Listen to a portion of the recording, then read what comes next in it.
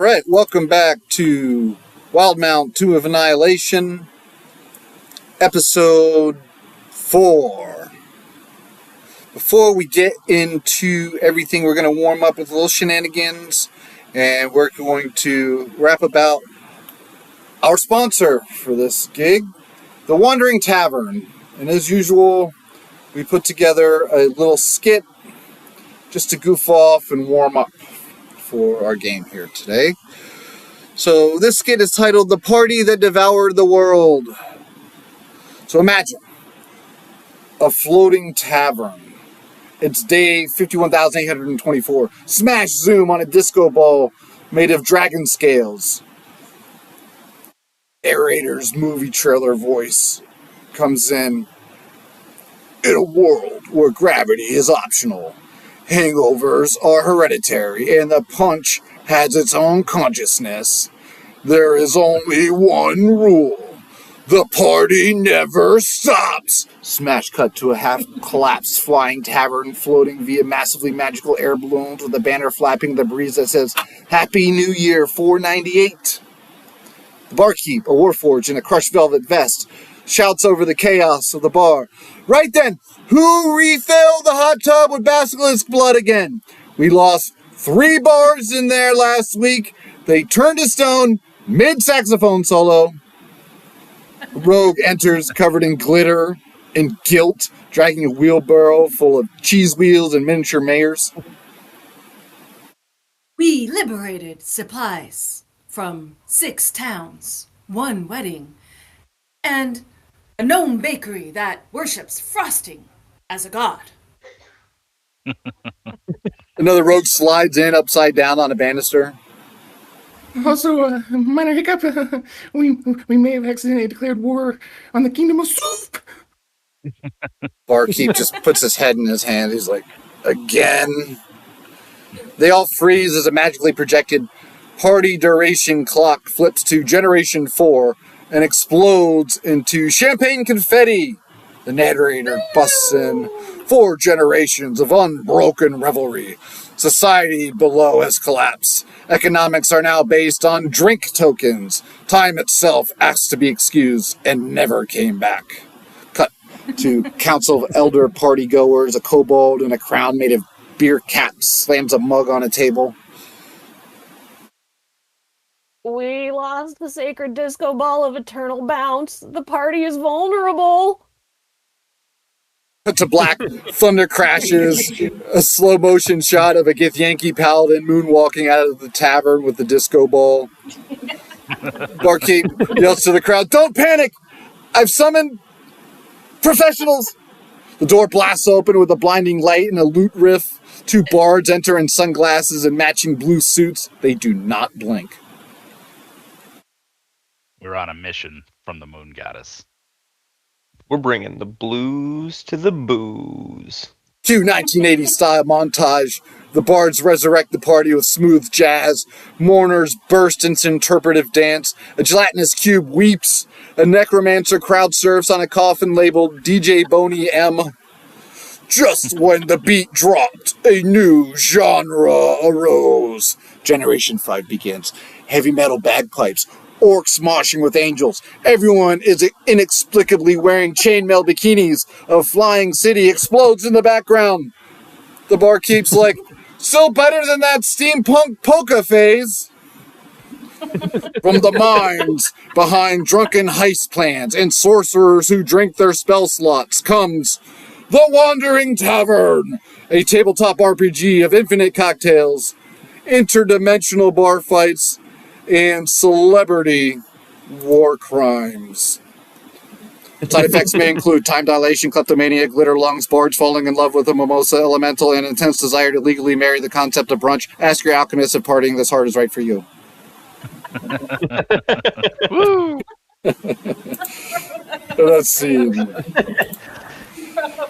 So, if you guys are interested in what we're rapping about, it's The Wandering Tavern. It's this incredibly next-level third-party supplement. If you want a badass tavern, like that is next level, go over to that link we got on the screen, homieandthedudebuilder.com. It's HATDbuilder.com, and use the coupon code Raven Queen for your purchase, and you'll get 10% off. That'll allow them to know that we sent you. Friends, why don't we settle in to the recap? Pen, what has been going on? Oh, a whole lot happened last time. We picked up at Fort Belloarian, and Commander Liara had given us the okay for the party on our airship, and we made the plan to get as many people from the keep onto board for the party so that Misery and Goss could go search the fort for the map to the Lost City. Prut gave Misery a pouch with some stones that had sounds for footsteps that could cause distraction, and Goss was given the bag of holding. The ship got loaded up with people, an endless keg of ale, and Goss paid the tavern owner for a bit more of the, pure alcohol spirits for Grandpa, and got that all loaded onto the boat. We talked some of the guards into skipping out on guard duty to attend the party. There was a priest of Ionius who tried to give us a hard time about indulgence. Misery tried to invite him onto the party. Didn't go so well. Goss got us out of that conversation. And then the fireworks began. And as the airship flew off to the party, Goss and Misery successfully infiltrated the fort. Goss discovered a dragon egg, or possibly lesser worm, not entirely sure, which he took. And then he also discovered the location of the Lost City, which was marked on the back of a map hanging on the wall in the commander's office.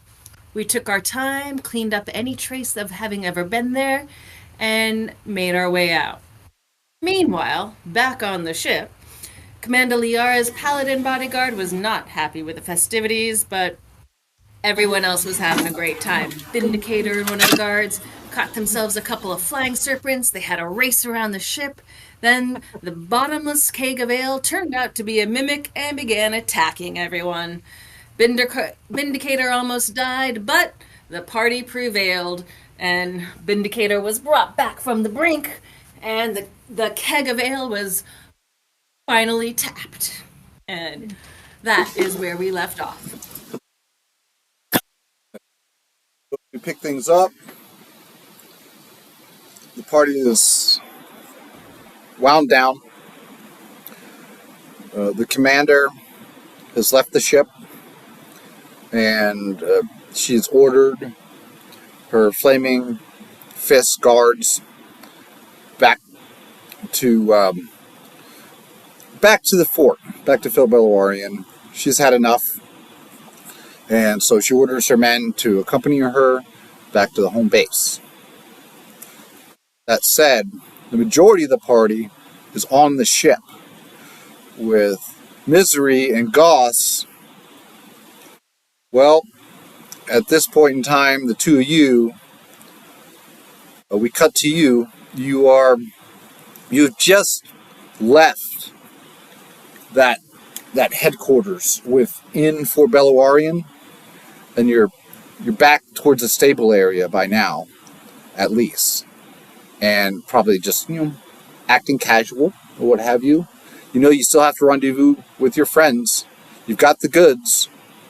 Now it's just a matter of how you're going to get them back to your peoples and press forward.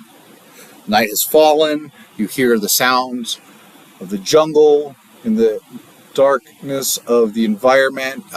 The insects are alive and chirping with like a chorus line.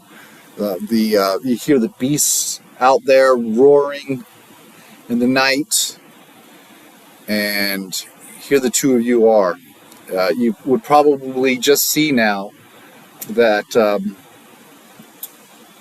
some of the guards trickling in to Fort Belloarian, drunk, stumbling around after the party. Up here.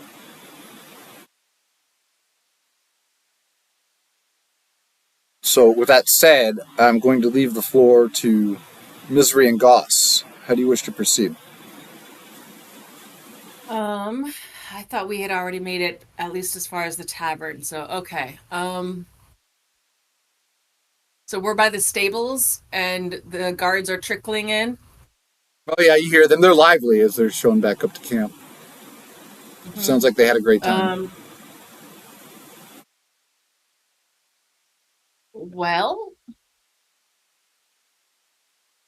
we Wait, could. Yeah. I see two options. We can act like we're drunk and stumble towards the gate and try to stumble our way out, or we can try to hide in the stable until morning. I was gonna say we could act like we are drunk, passed out in the stable. I mean, that also works. Sure. I think we are going to, and if I recall, we had told the commander that I had left because I was having some girl problems. So the story, if we get caught, is I did leave the tavern. Everybody thought I went on board, but I needed to go and dunk my head in some water. So I went to the water trough in the barn and dunked my head, and Doss came and you gave me some wine to help me feel better, and then we continued to drink there, and that's where we passed out and lost track of everything else.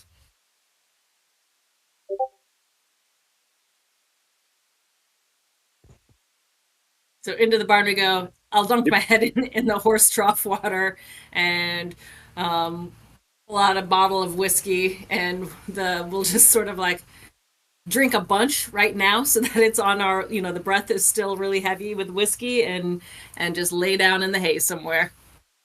Goss is just gonna swash and spit the whiskey and not actually consume any. Cool.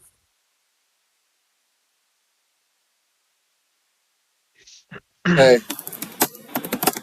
And as that happens, Goss, where are you keeping that egg that you recovered? Is it in your backpack, or I made like a football? What's going on with that? I'd made a sling out of a hempen blanket or something, and that was in the office, and I was carrying it in that sling. Yeah. You have the bag of holding. Right. It's starting to make noises. Oh boy. The egg, yeah. The egg is starting to make noises. Like weird, strange little grumbling sounds. Like, and it starts shaking around. Stick my ear to it as it's shaking and grumbling. You stick your ear to it, and it's kind of like hearing and sort of like feeling the baby moving around. Yeah, that is a live egg for sure. I'm going to take it all the way out of the sling and just kind of nestle it in some of the hay in the stable to try to give it a stable and warmer environment for it to hatch from. As soon as you settle it in, a crack appears upon the shell. And you hear the groaning from inside, like another crack appears and spider webs. To your surprise, you may be witnessing the miracle of new life. And also, Goss, that might make you hungry. Yeah. I'm just gonna start salivating at the egg and get my face real close to it, wait for it to come all the way out of the egg. While this is happening, Misery, are you are you chugging down whiskey and even paying attention to this, or? Well, I chugged down enough whiskey to make it be, fresh on my breath, and dunked my head, so now my head is all soaking wet. I see this is beginning to happen. I'm still concerned about the guards coming, so I throw myself down onto the hay next to it like I'm, passed out, like I'm there and we don't know what happened. I'll work the egg into the story somehow. Well, it's interesting because right when you lay down into the hay, that's when you really notice something is going on. And and the egg, it starts rattling around, and you look over it and you see that, boom, right when you look at it, a piece of eggshell goes flying, and there's a little snout sticking out of the hole in the egg. A little reptilian-like snout. And then there's the egg starts shaking aggressively, almost violently. And spider webs all over, and pieces start crumbling away. And when all is said and done, you see hatching from this egg, it's kind of like watching a baby raptor being hatched in Jurassic Park or something. Aww. There is this cutest little lizard that is actually about, it's not so little, it's about the size of a chihuahua. And its okay. eyes are so closed, and it yawns. It's like, I quick reach into my rations pouch and look for some like dried bits of meat and try to feed it. and when you bring a strip of meat towards it, that's when its eyes open up. Like the eyelids are heavy, you can tell. Like the eyelids open up slowly, but finally just fully blink open, snags the meat from your hand, almost takes a finger, mind you, swallows it down, and then looks back at you for more, and it goes, "Mama." No. And then I look over at Goss and I'm like, oh, are we parents? Did we just become? And I put my arm around Goss and I look at our baby, and I get some more meat and here you go, little baby.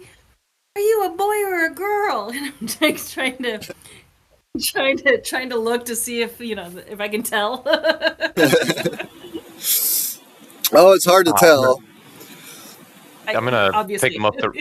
I'm gonna pick him up the rest of the way out of the egg and kind of scooch a little further away and just stare at it in confusion. I thought it was food, but Goss would feel some sort of attachment to this little thing. And yeah, it seems to be nestling up as close as it can to Misery. It seems to be taken by her. It may glance over at you, but it seems to want more food from Mama. I'm gonna reach into her rations pack and try to take all the meat out of her pack. Oh. Okay, if she doesn't resist, you got it. No. Feed our boy or girl. Give it food. I'm just gonna start handing it. I'm gonna hand it a strip and take a strip of meat for myself and just go back and forth, feeding the little guy. Oh yeah, and you are making fast friends. This little Drake seems to be friendly. So cute. What do we name him?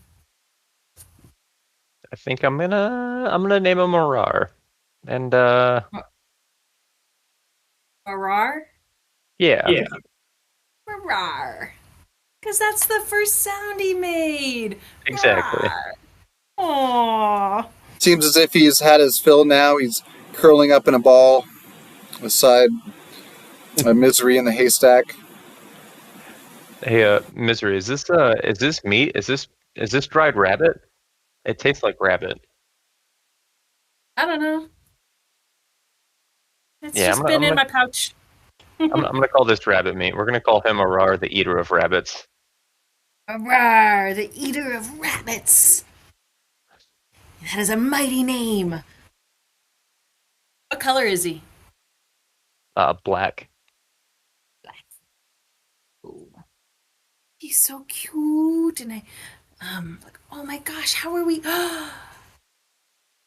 have to keep him safe. We have to get him on board. We have to get past the guards with him.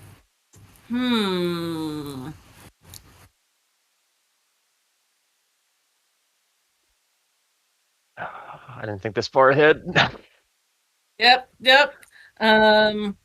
Okay, I'm like, stay here. I'm gonna stick my head out and see what's happening out in the fort. And I'll just kind of like, if there's windows, I'll peek through the window of the barn. Otherwise, I'll just sort of like very stealthy, sneaky peek around the corner and see like how many people are in the courtyard. What's the layout? Wait, Misery, do you have a disguise kit?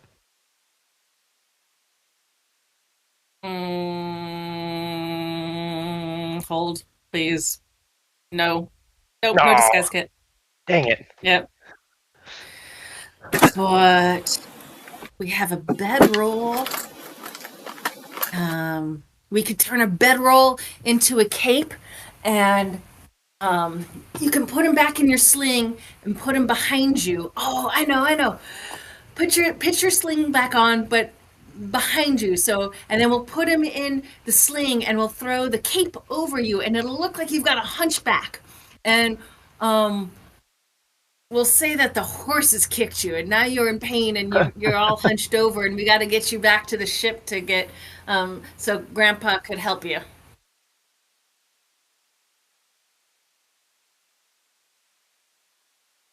Okay, Goss is gonna go with that. Oh my god, that's the dumbest idea I've ever come up with. Misery, Okay, but first I want to take a peek. Like, what's it look like out in the Yeah. courtyard? go ahead and roll that perception check.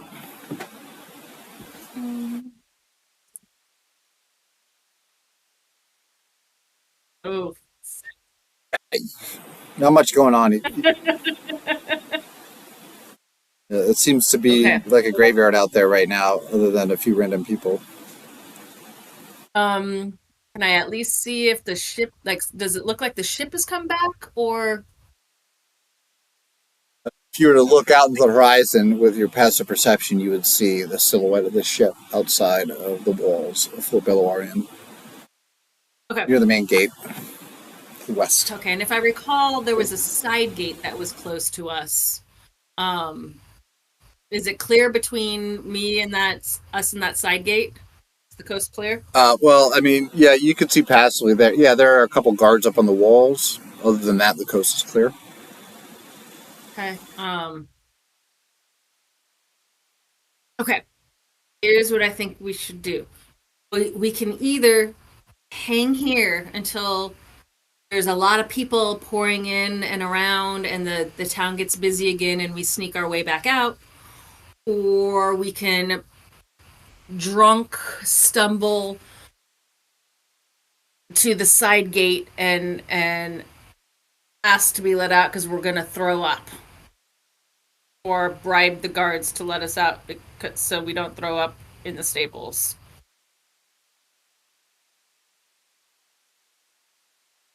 There's guards over the side gate near us, right? Yeah. There's a guard Okay. right on top of the wall by the gate, and then there's another guard far off to the side in one direction, another guard far off to the side in another direction along the walls. Oh, Haruk gave me these stones to cause distractions. I can throw a few of the stones over to the back of the house and draw the guards away. That could work.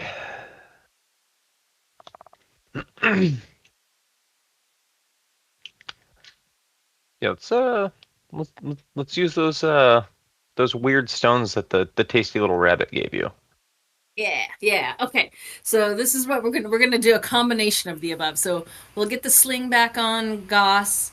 We'll put the little baby dragon, behind him. Get bedroll thrown over him like it's we're using it like a blanket now, and hunch over, act like you're sick, and groaning, and hold your stomach, and kind of weave a little as you walk, but don't make too much sound because maybe we won't need that distraction. That's like plan B. And then plan A, I'm gonna throw the rocks. I'm gonna distract the guards. We're gonna quickly as we can get over to that side gate and get out. If they catch us, we're just, drunk and sick to our stomachs, and we still have some whiskey that we can bribe them with. Okay. Okay. Okay. 3, 2, 1, and I take all 3 of the 4 stones and I throw them. Now, if I recall the map, where the stable is, the door or the gates that we're going for, like if we're leaving the stable, the gates that we're going for are just slightly to the right. So I'm going to throw the stones to the left, way down, down by that other house that we had hidden behind first. When we first broke in. Okay. So I can even bring up the map so we can get a better visual. Let's see here. Don't necessarily need it. We can theater the minded, but Nope, I'm totally wrong as to where those doors are. Okay. So this is the stable, right? Yep. Okay, these are the doors that we're going to. Okay. And the guards are. Got a guard over here, and there's another one over here. Okay. So that's not as bad as. Yeah. I mean, they're obviously more in the vicinity, but the immediate threats are. Okay.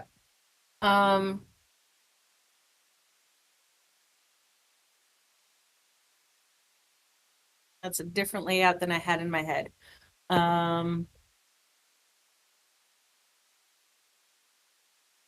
Where did you say the guards were posted at? Got one posted over here, and then over here. Okay. And there's more by the main gate. There's also, that there's another one that's patrolling the backside of the camp walls as well. So there are at least 3 guards in here. On this side of the stable, is there any sort of like window or exit? A window, no exit. If you were to check out the window, you'd see somebody just walking on by. His second indigenous fellow wearing fine clothes, and he walks on by and he's greeting somebody. Hello there, Jaro! That's a pretty late night to be sweeping the porch, don't you think? Then Jaro responds, Oh, my friend David the Bald, won't you come on over for some jungle juice? Cool. So I think change of plans, Gus. Why don't we stumble out the window here and then sort of make our way behind, like stick to the shadows here and kind of make our way more towards the front gates, or we can go about here. No, we want to get out. We don't want to be caught with a worm. How tall are these buildings here, or whatever these are? Okay, those are like bleachers, basically, for the jousting area. Oh, okay. We could go out this way and use all of these little things, like this is a jousting area, but we could stay low and, pop over here and use all of that as cover. Throw the rocks down here like I was originally thinking. And while this guy is taking a look at that, head towards the gates. Yeah, that's what I was thinking, because these 2 people here are creating enough of a distraction for this guard here that they're not going to be bothered to look over here, because like, oh, that's just, those 2 guys, they're just having a conversation. So if we can just distract this guy, these guys won't see us sneaking over here. If we go this way, these guys will see us. Yep. So if we just still aim for this main gate, I think we can probably sneak out this door, keep it low behind the bleachers, like you were saying, Yep. and then path to this building here, stay close to the building, and then we should be able to get out the gate that way. Done. Then it's the shortest path. That's the path we're taking. Okay. So we're gonna stay low, stealth our way down that path. If we get to, get to here and I feel like people are watching us, I might throw the rocks. I might throw the rocks anyway because I like throwing rocks. But we'll start at least with the sneak along that path that Goss was just showing. The shortest path first, right? Those rocks you're talking about tossing?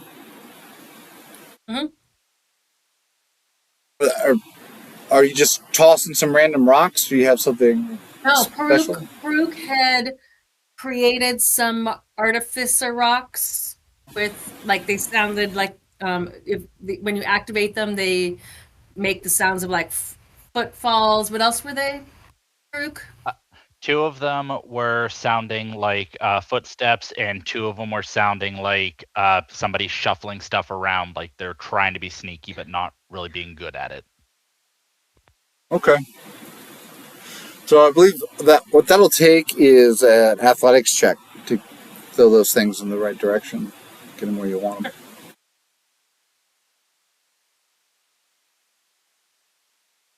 Can it be acrobatics? No, I believe that's athletics. Unless you want to do a cartwheel, add that to the throw. Just do a backflip. Okay. Yep. It's okay. Those are. I'll use them if needed. So for now, though, we're gonna sneak our way as best we can.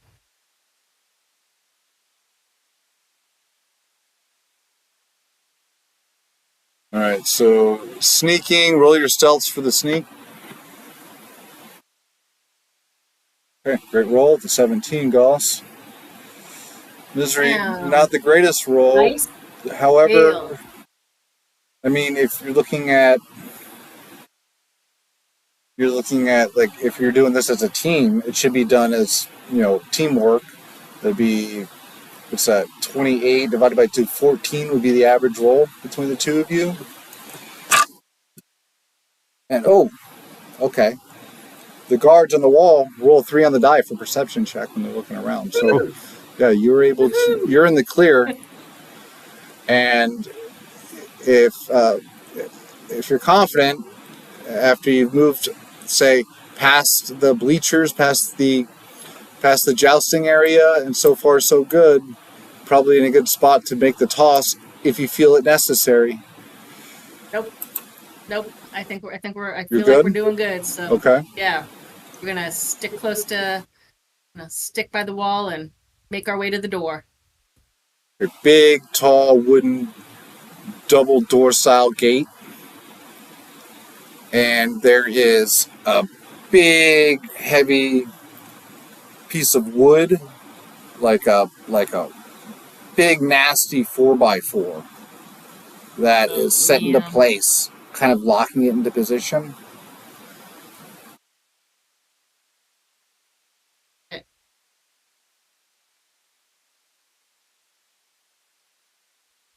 Yeah, you made some good forward ground. You're at the gate, and no one is the wiser. So far, so good. You can almost smell victory. You're so close yet so far.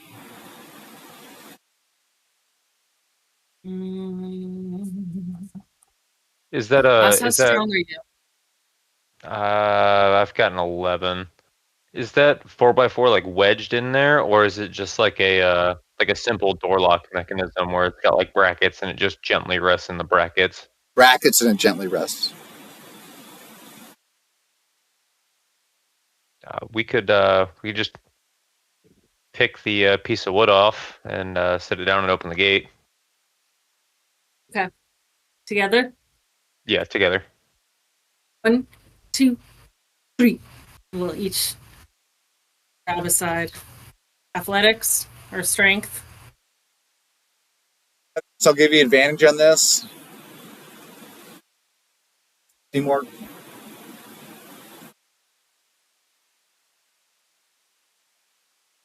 Ooh, No, great. I would roll a 10. But, I mean, you're just lifting a piece of wood. There are two of you. It's a 4x4. I think a DC 10 is reasonable, honestly. Okay. However, that will potentially garner some attention from the guards who roll a perception check. That's a 5 on the die. Whew! You've got... Perception or stealth? They roll perception to check when they're glancing around the area. A 5 on the die. That's less than a 10. They still don't see anything in the dark of the night. You guys are under the cover of shadow. You were able to move the board to the side, and one of the gates immediately just starts swinging open, just ever so slightly, due to the release of the resistance. Nice. We'll Just push gently- it open. Yeah. Yep. Just gently push the rest of the way open and slip our way out. Yep. Only as much as we need. So easily able to make your way through the gate. Wasn't really that easy, but it was more nerve-wracking than easy. But I mean, by the time you put the gate and the walls of Fort Bellawarian behind you, you may think that was easy. Almost too easy. You see the ship off towards the main gate. It's hovering there in the air. Your Sky Zephyr awaits. Okay. I think that we should head where's those tools?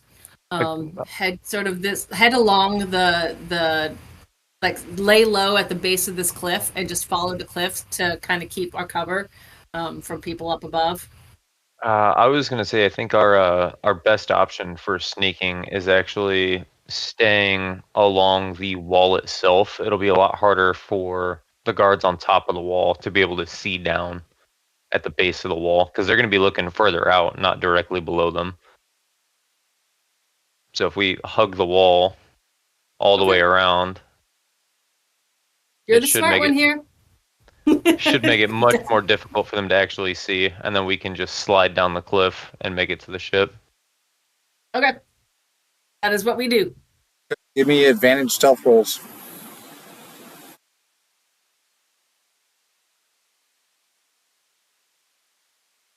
Oh, not great. 20. 12. Between the two of us, that's 32. 16, right? Divided by 16. Yeah. Yep. See if I can beat a 16. Oh, shit. I can't roll over a 10 today. Oh no! Right, so you're able to skirt the walls and make your way securely and safely towards the front gates. And ready to make your move to break cover and close in on the ship. Yep. Probably see from this distance, there's a rope ladder that's dangling down from the main deck. Beautiful. Can I see them from this distance? Probably not. But I'll give you a perception check to try. It'll be at a disadvantage.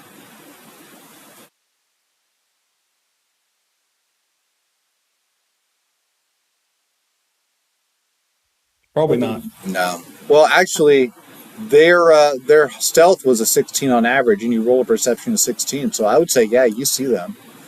6. You said 6 on disadvantage. Oh, 6 on disadvantage. Then, yeah, you'd think you saw them, but maybe your eyes are just playing tricks on you.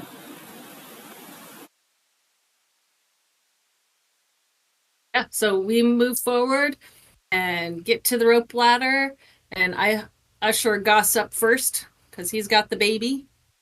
I'll pull up from behind. I'll pull up the rear. Ross is the first one to make it to the rope ladder, with Misery right behind. And by now, if Nalfine is looking out over the camp with the party approaching, you may be able to spot them by the time they're, at the ladder. And since they're so close, I'll allow you an advantage on your perception check this time. Is this before they get up the ladder? Yes, this is right upon their approach to the ladder. You didn't notice them along the walls. Maybe you got something caught in your eye. Keep looking, and no, you don't see them. You may feel in fear for the worst. Meanwhile, Misery, Goss, who's going first? Goss is going up first. Got the little baby.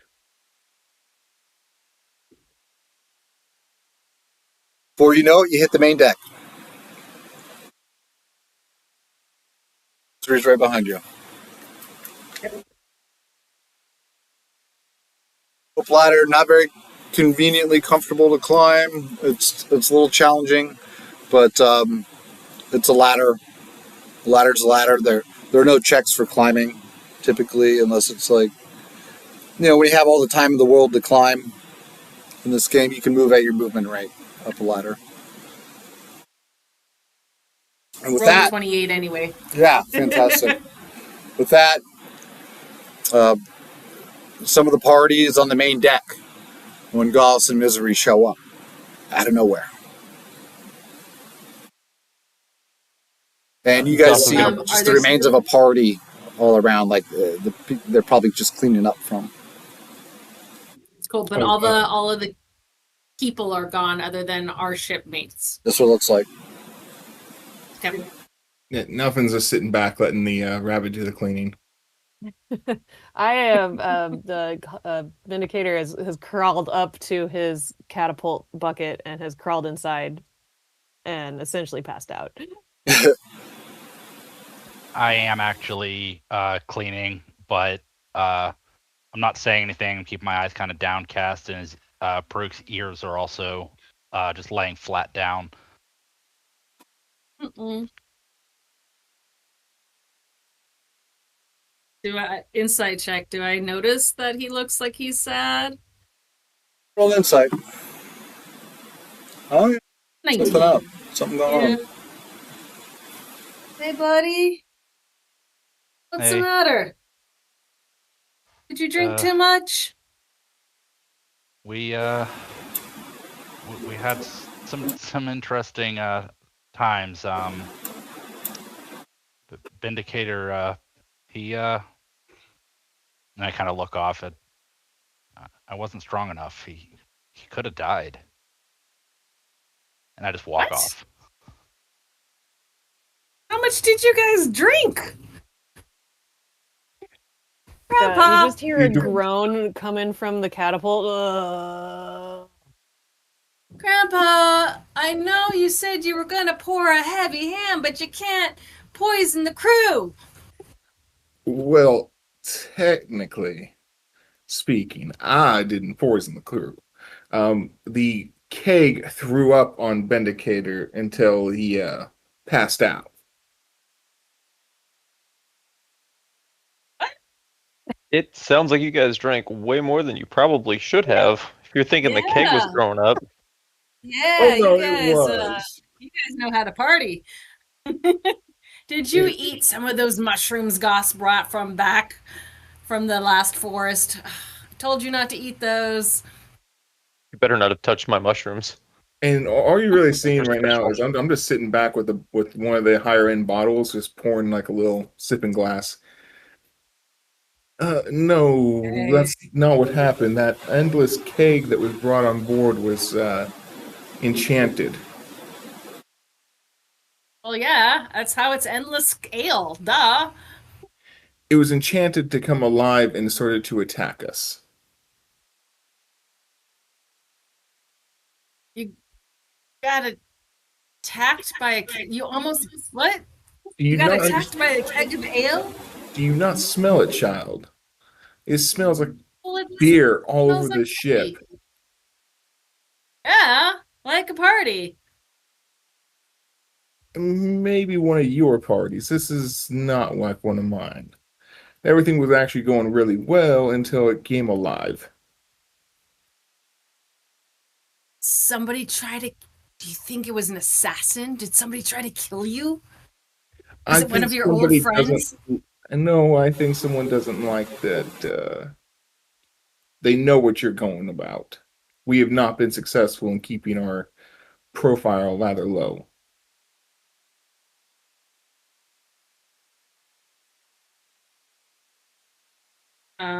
I kind of know some of those words. Okay.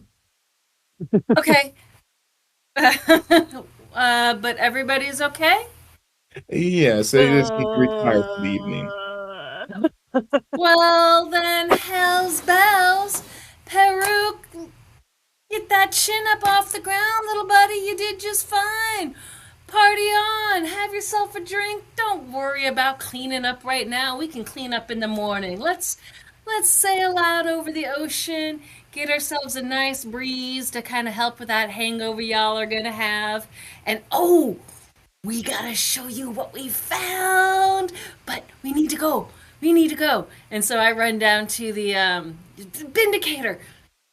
Hold tight, and I run down to the helm, and I put the helm on, and I fly us back out to sea. As she's doing that, I'm going to call Peruk over to me. Peruk Can boy, come here. can Goss hear Vindicator groaning in pain? Certainly. I'm gonna go over to Vindicator and pull out my healer's kit and render a little bit of aid. So let me just link that real quick. I'm gonna expend 2 charges for you to be able to roll 2 of your hit die.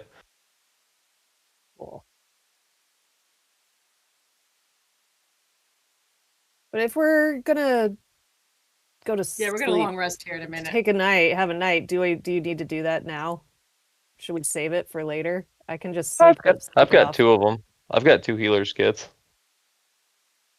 And also, I'd imagine you'd have a hard time being able to sleep in that much pain. Yeah, well, technically not sleep. I just have to meditate. But Oh, yeah. probably can't meditating in meditate that when much I'm pain is still.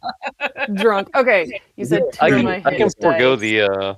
the healer's kit if you want. If you'd rather just do the sleep, or I can just give you 1 dice. Yeah, no, we can forego it. It seems like we're gonna be able to sleep it off. Okay. Then I'm gonna head over to Nalfine since he called me over. And I will pour him a drink and look at the little rabbit man. You handled yourself well. Hold your head up high, boy. I'm not so much disappointed in what I did or didn't do. It's just the fear of losing somebody again. I don't know. This whole thing seemed like a party at first, and now I don't know. It's some things I've got to work through. Ventures tend to be that way. They start out all sunshine and rainbows, but once you get into it, this is where we separate the men from the little boys. I'm a rabbit, as I say, and I give him kind of a half-hearted, half smile at an attempt to be humorous. I'm going to pat him on his head. But thank you for your concern. It does mean a lot. You know, my ears are kind of going to go up a little bit, and I'm going to go back to cleaning. I'm going to actually stop you right there. I'm not going to let you clean. I'm going to actually cast Invisible Servant and have them start cleaning up. Yeah.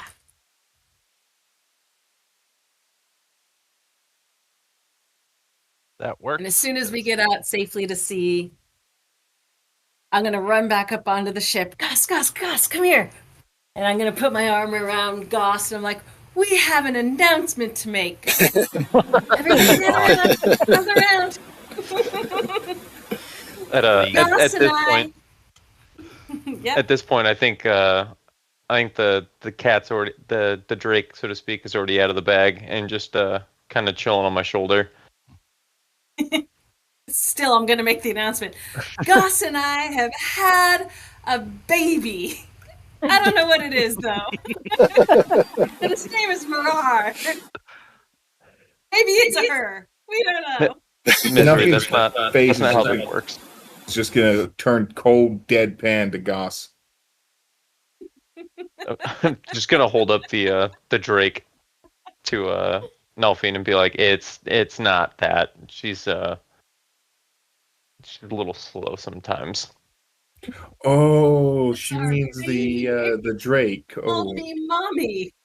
You're daddy. everybody go to And I bed. do love you, little Gucci Marar. Children, And I make my it is little time to go baby to sleep. sounds at the lizard.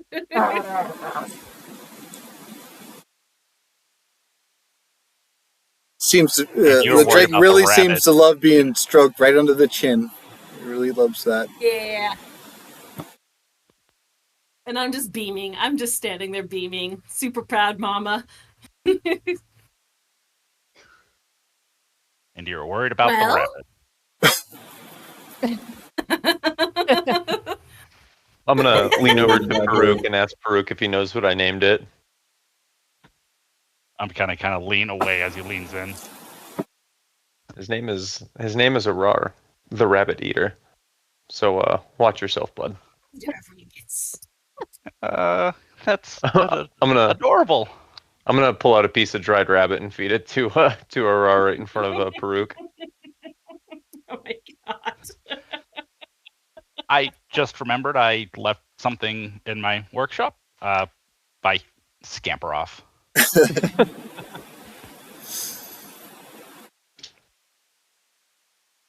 Yeah, you guys are over the sea now. You put some good distance between you and Fort Bellawaria, the scene of the crime, so to speak.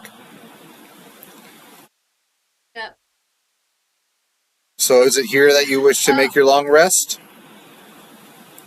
I suppose we should also tell you, and we also found the map, and we know where the city is, and we didn't have to take anything of theirs, so they won't even know that we were there. Well, minus Arar here. I may have liberated him.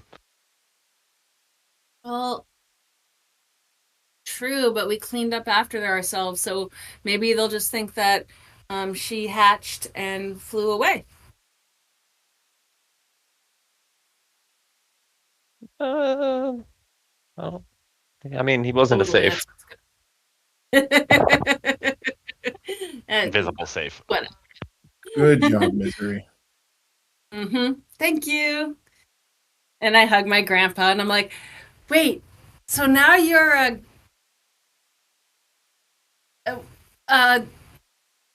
what are you to the baby? A great-great-grandpa, aunt, sister? To a dragon, I am nothing. It's my baby. I think Nelphine needs to explain to his granddaughter how this works. Yes, because the granddaughter doesn't understand how this works. She thinks that's her baby. It called her mom, so. Tell you about the birds and the bees. She's a mom. The stork brought the egg. Flowers on the trees. Go to sleep. Okay. And I go to bed and I curl up and I go take my long rest. I don't know what anybody else is doing. Oh, I'm going to sleep above on the deck where my chair is sitting. I'm just going to sit back in my chair and go to sleep or meditate for 4 hours. I'm gonna go into my quarters and build a little nest for Arar for him to be able to sleep in. Fair enough. He looks awfully tired, like he's ready for a nap. Hatching is hard work, man. Absolutely. It's like waking up in the Matrix.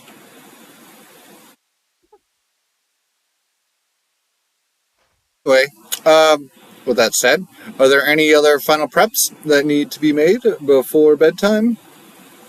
That sounds like there should be a final prep that needs to be made before bedtime, or he's going to do something. If the DM's asking you if there's any final preps. I mean, maybe, I don't know. You found the spot right? Allegedly of the lost city. You can you probably show that off, right? As far as Yeah, what, I showed them where it was because we marked it on our own map. So Yeah, we we've just got didn't that. care. We've been partying all night. We wanted to get some rest. but you would see that if the map is shown off, it's about a 12-hour over here. flight from where you're at. If you go full blast. It's good. We'll do that tomorrow.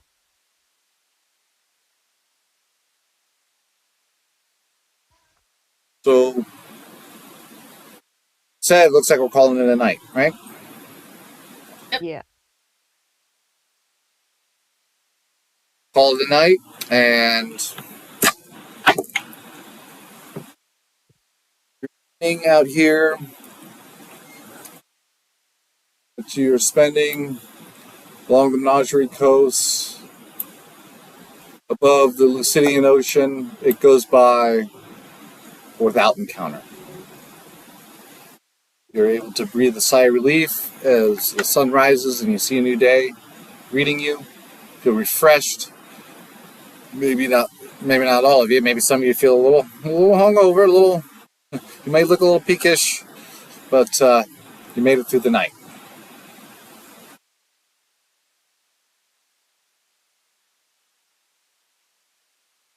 And of course, you've got your buddy. You know who I'm talking about. Your buddy who's got all the tamales. Ginger's got all the tamales ready for you in the morning. So not only do you have the ocean air, you have breakfast tamales. The smell of them floating in the breeze. The seagulls chirping. The crashing of the waves along the shoreline.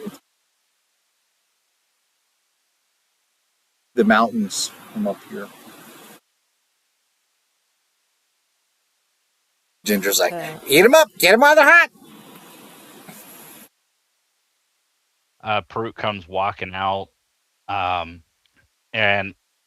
on his shoulder is looks like a little plushie of an owlbear.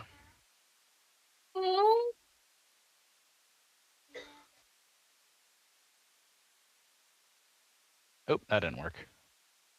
Is that a lobster submarine? No, It looks like a lobster clawed submarine. That's what I wanted. Did you just do the rock lobster? That's how you do the rock lobster.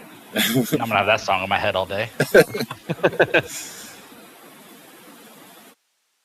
No, I found this new infusion.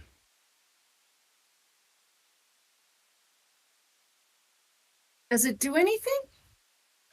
Yeah, it gives me advantage on fear. It's literally a comfort stuffed animal. Oh, that's so cute. I will finally, after taking a double long rest, because I only need a 4-hour long rest, walk over and be like, oh, that's cute. I want one. Can I have one? Can I have that one? How realistic looking is it? Like, is it obviously a plush, or could it potentially it's pass? obviously a plush. It's obviously a plush. It's very cutesy. Is the Drake on the deck already with you guys too? Yeah, he's sitting with me, and I'm feeding him tamales. Where'd that come from? Vindicator, this is Arar, the eater of rabbits. We liberated him from the camp. He's our baby. Not our baby. Gus and I had a baby. No. Cool. That baby is weird. I know. Arar. That's a good We need name. to have a baby shower. Why do we need to shower the baby? That's what you do. And I run and I go looking for some water. Gonna shower the baby. Goth's gonna get 2 more tamales for himself and for RR and feed him. Well, that's all going on now. Fiend's going to stand up, and one thing that you'll notice on him is now hanging off of his hip is a Grimoire of Shadows, a large magical book. wrapped in a chain that's doesn't look like it actually has a end to it. Just wraps around him. Cool. So what happened last night? I remember a keg puking beer on me, and then it was morning. Oh, Yeah, he's partied you had hard. sex with the commander. What? That doesn't sound right. Yeah, you got really shit faced and you had sex with the commander.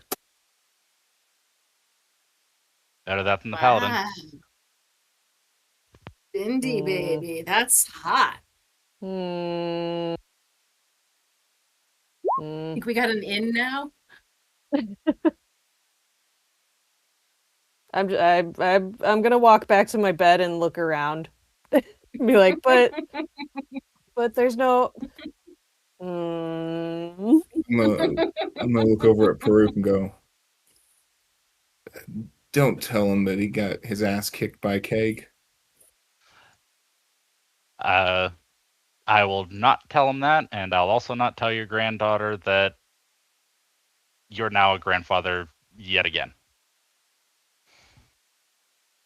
Look, it's Go early. give your son a hug. I really don't want to have to do all this early in the morning. Wait, yet again. There's two? Well, yeah, because I lost my own train of thought there. Yeah, because Misery is a grandchild, great grandchild. I was somewhat on the right. Great. Greats. There's some greats in there. You're just great now, Fiend. Grandpa, you're great. And I come back with I've got the water for the baby shower. Oh. Now he's gonna grab Misery and take her into the cabin and just explain everything to her why she is not, in fact, had a baby. Oh man. Misery's That's not gonna be an gonna all-day come out of the conversation. cabin for a while. It's time for the Beast and Beholders talk.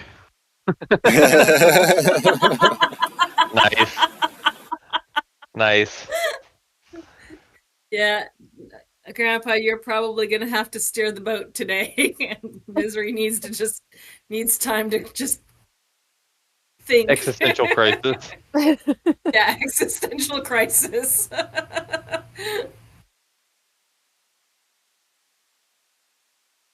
During that entire conversation, also note that I also gave her the family insignia ring, which you now have. It allows me to cast message to you. Okay, cool. Hey, hello. How long of travel do you say we've got? Probably a good 12 hours if you're going to do it straight up one day. All right, then I'm gonna sit down and start working on the headband of intellect because I have a total of 20 hours that I need. A good idea. Fair enough. I'm gonna spend the travel time working with Arar and training him.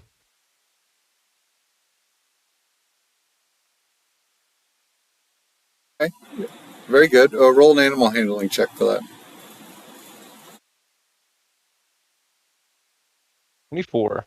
Oh, yeah. He takes to the training well. How you got there?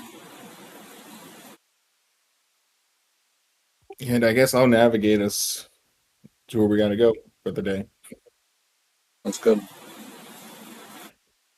Well, with that, pressing forward, I believe our best move is to cut scene. Probably take a quick 10 here to kind of like symbolize the travel and whatnot. And then once we get back from our smoke break, we're going to rock it. Okay. All right. Cool. See y'all in a bit. Fun. Thank you. See you Yeah, then. that was a great start. I love that. That was fun.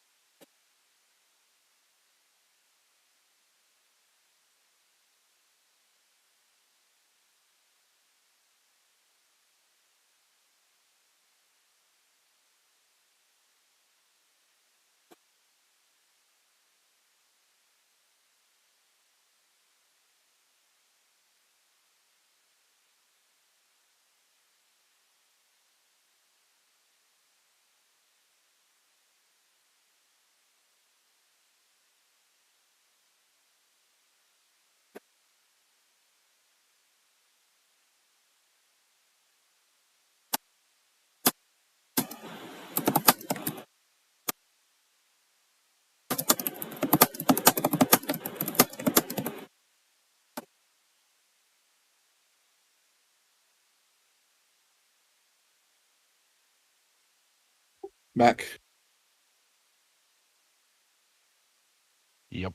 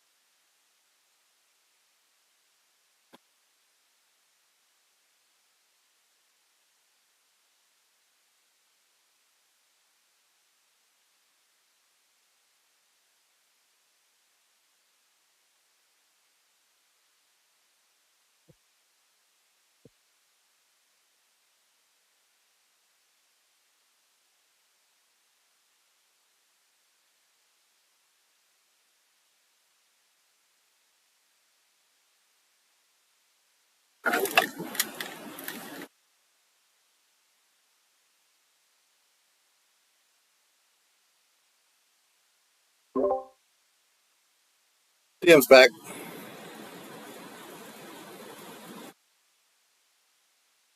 I'm here just having a piece of pizza.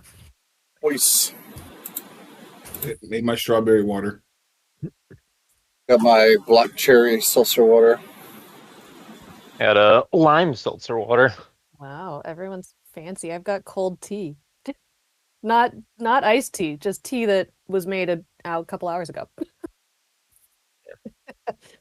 Liquid Death, not a sponsor. Yeah, I've been meaning to try the different flavored liquid deaths. I haven't seen them in the stores around here yet. Haven't found one I actually like. It's not the soda flavors. It's just regular like lime flavored. Let's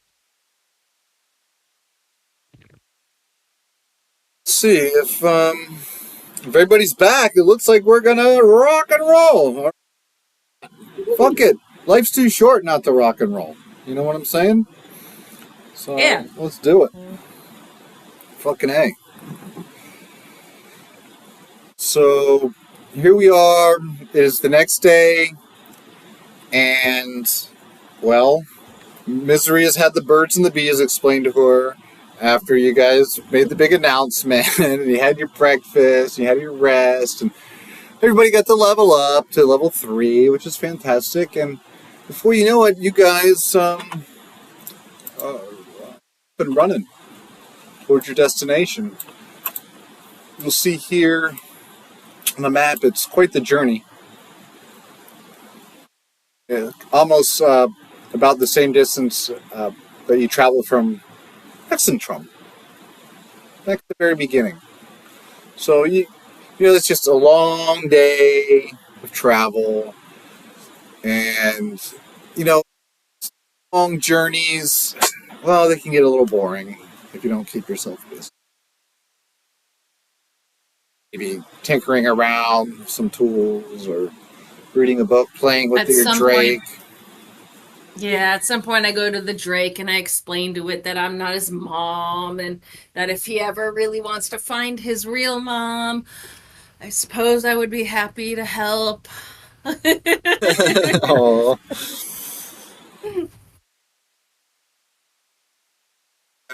Sometime during the middle of the day, it seems as if you've attracted some attention. Because out of nowhere, bursting through the clouds, are these 3 flying lizards, big pointy noses. They look like pterodactyl. and they start circling your ship like sharks. And every once in a while, one of them dive bombs, faints a dive bomb, and then swoops away from the main deck. It seems as if you're being harassed by pterodactyls right now. Can I ride one? I want to ride one. I Should knew ride that I was yell coming. out, "Baby on board!" I'm making a sign. Yeah. Jeez, a little respect. Hey, look out, I'm parenting here. Yeah. People these days, they have no idea how hard it is. Would I know this is going on? Since apparently I'm the one in the helm. If you're in the helm, you wouldn't be aware, but everybody else on the main deck would. So the harassment seems to continue. They don't seem to like they're going to be leaving anytime soon unless you do something about this. I'm going to try to figure out how to make a lasso and try to lasso them, but I don't know how to make a lasso. I could probably make one. No, I'm not going to let you help. That's amazing. So I think works. I'm essentially just gonna try to tie my rope into a hoop, a circle, and then throw it at the things when they swoop back down. He's made a noose. Holy shit! What? Or use rope check. This would be in second edition. Skill use rope back in the day. What could use rope be nowadays? I guess that would be athletics or survival. Survival. Well, right? so I Survival. technically do have Tinkerer's tools. That's for like making toys and like music boxes and things. It lets me add my proficiency bonus to any ability check you make that uses the tool. Oh, but I can craft musket, pistol. Okay, that does not say a lasso. No. If you're using tools to tie a rope, you're doing it wrong. Wrong. Just throwing that out there. Yeah, no, it's fine. Oh, I have a grappling hook. I would say it's Sounds like a performance. bad idea. Yeah. Grabs like Seems like a great idea. I said it's a performance check there. Hold on. performance check. No, I think it would be a survival check. Yeah. Yeah, I think survival. Not very smart. I'm not trying very hard. I'm mostly just like bored, and it's a thing to do. Okay. Go ahead and roll a straight up survival check. See if you can get Okay. that tied up.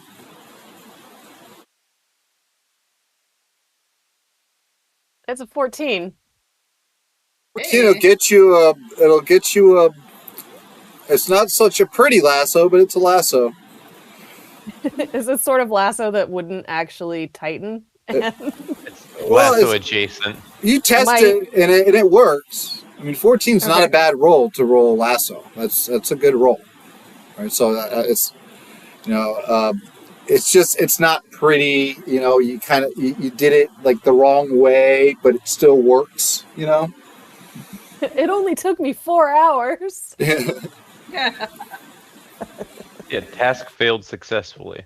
Yes. Yeah, falling upwards. And so you've got your lasso ready, and these things are circling around. And one of them dive bombs right towards the deck, and it could be your time to do it if you want to do it now, or maybe you're going to let it pass and let it slide. We'll see.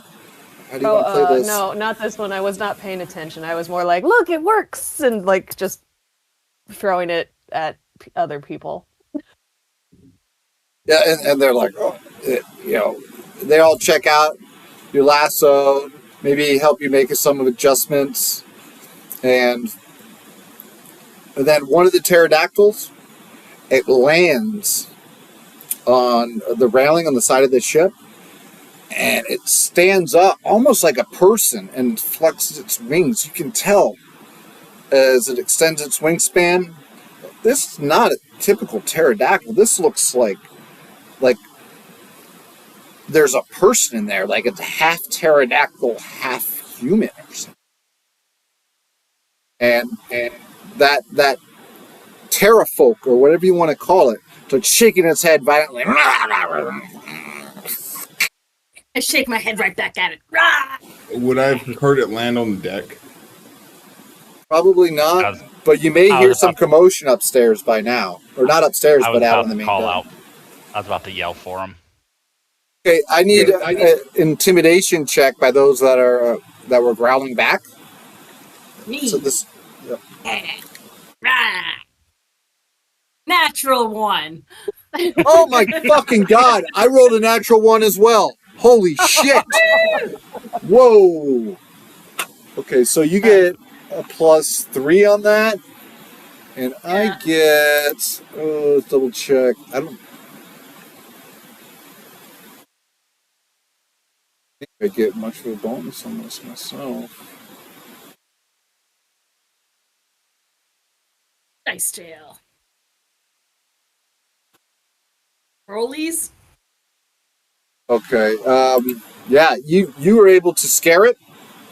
Okay. Yeah. And it leaps up from the railing and starts flapping away. Like it's not even circling anymore. It just flaps away.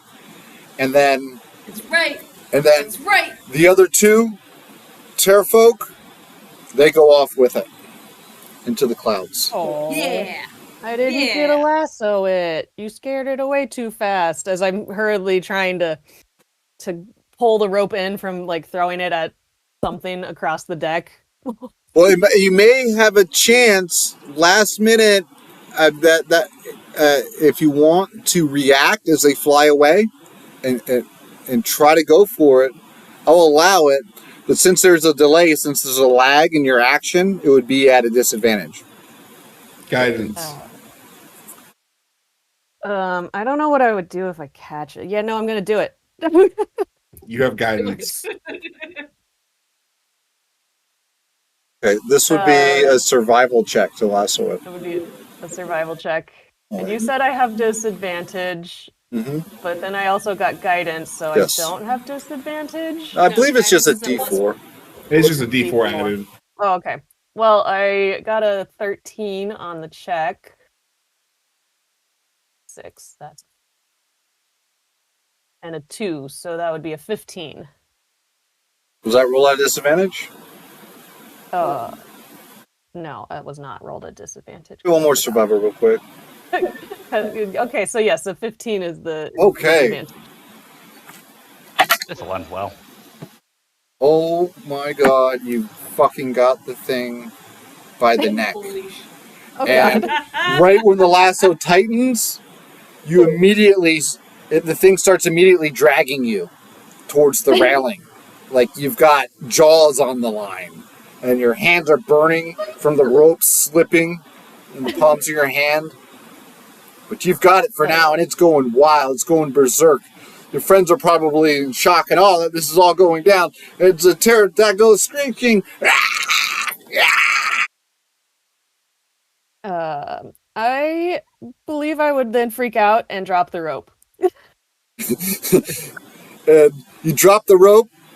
You get fresh rope burn, redness in the palms of your hands, and the Terrafolk, it keeps flying, putting more distance between itself and your ship, and by the time it makes it into a nearby cloud, it has torn that lasso from its neck, and you see as the pterodactyl disappears into the clouds, the rope's just free falling. You see it falling down towards the ocean. That was a bad idea. As I look at my hands, they're like, ouch. Yeah, Poking that's them, gonna be ouch. that's gonna be Ouch. 1 hit point of damage. Burn damage. No, I don't have any rope. Oh. Okay. I'm gonna look at her. You look at him. Go. You can literally climb on fucking walls. That's not rope.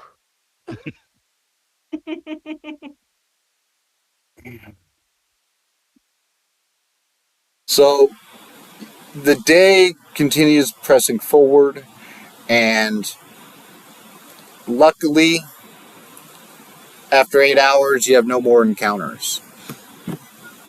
And you are over this lush jungle that just goes on and on in all directions. And you see that the jungle is basically ringed by mountains. And you're probably just a few hours from your destination.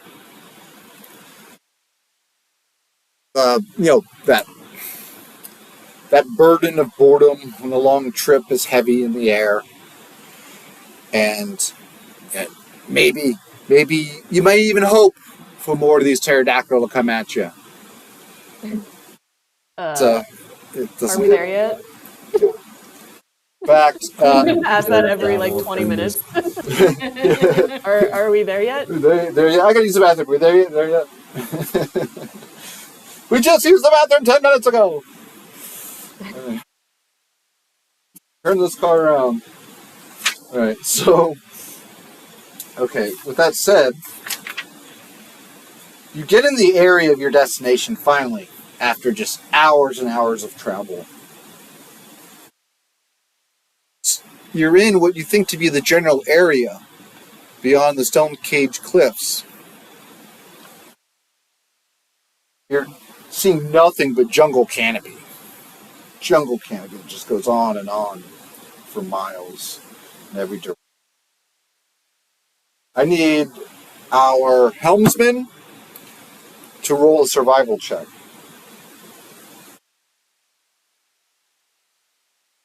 And since you have the map, you're going to get an advantage on the survival check. Oh, that's good, because I suck at survival. I'm going to give myself guidance.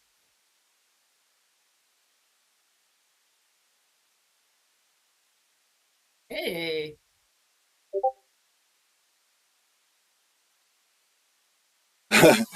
So, 18? Okay. At least you didn't roll a natural 1 and run into the mountain. Yeah, that's good.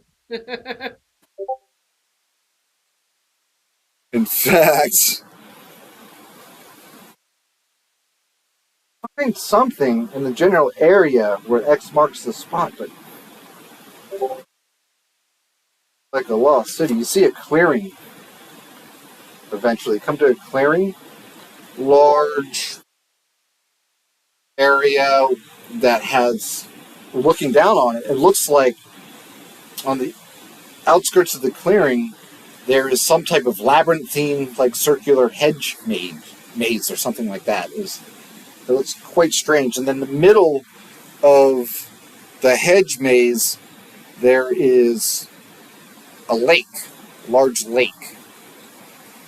This is obviously something, and it's the only thing like anything in the area. What it is, but it is in the area that X marks the spot, and you haven't found anything else. Would I know anything about the area? What is reported to be around here? Any history of the area? You know that. Well, go ahead and roll a history check to see. Yeah, same thing. If you really remember, have much 23. knowledge about this. Okay, yeah, absolutely. You know that those jungles down there, full of giant lizards, dinosaurs, undead,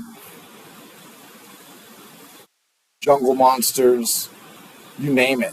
Not to mention, these jungles are also filled with indigenous folk and their tribes. This, you can tell, this is probably some type of holy spot or something to someone out there. Is it bad juju? I don't know. It looks like you found something.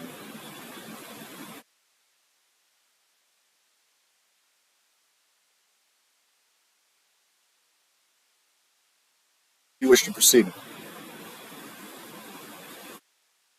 What time of day is it? Is it getting towards dusk?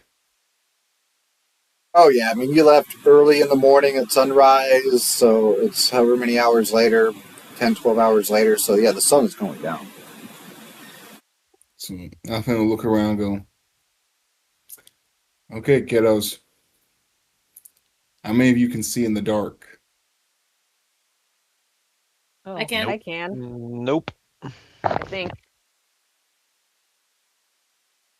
So not all of us can. So we go in at first light. That'll Oh. give me a little bit more time that I need, so that works. But I'm so bored.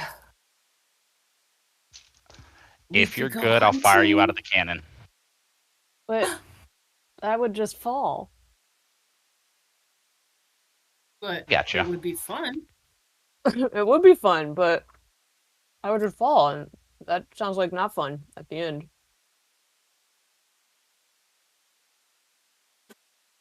Okay, morning, fine, sure. We'll do what the old stick in the mud says. I actually prefer the night. I'll teach you a card game. And I grab Vindicator and we go off to play cards. This game is called Magic the Gathering. Is it called the sort of game where we make up the rules as we play? I got yes. Yeah. I got 1 million points. It's sort of like Calvin Ball. Yeah. I'm gonna follow Peru because I no longer have to sleep. Well, since we'll probably have at least 8 hours, that will give me enough time to put the finishing touches on what I'm building. And from this point on, also, how I will be going standing guard all night long. What elevation do you want your ship to be at when you take the rest? I leave that to our captain. Sorry, dog barking. What did I do? Anyway.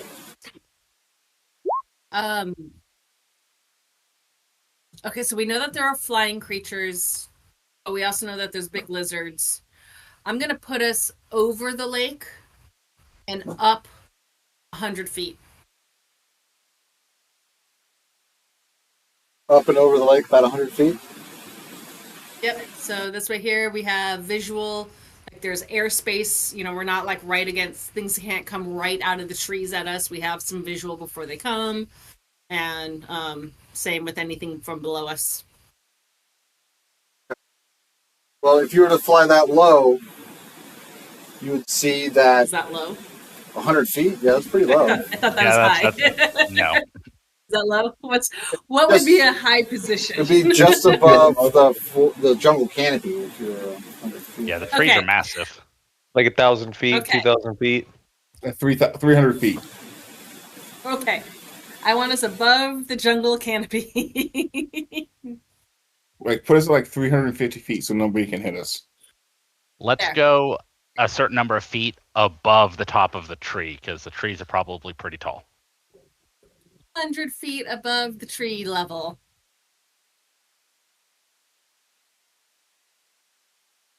After she goes to bed, I'm going to move the ship up another 200 feet.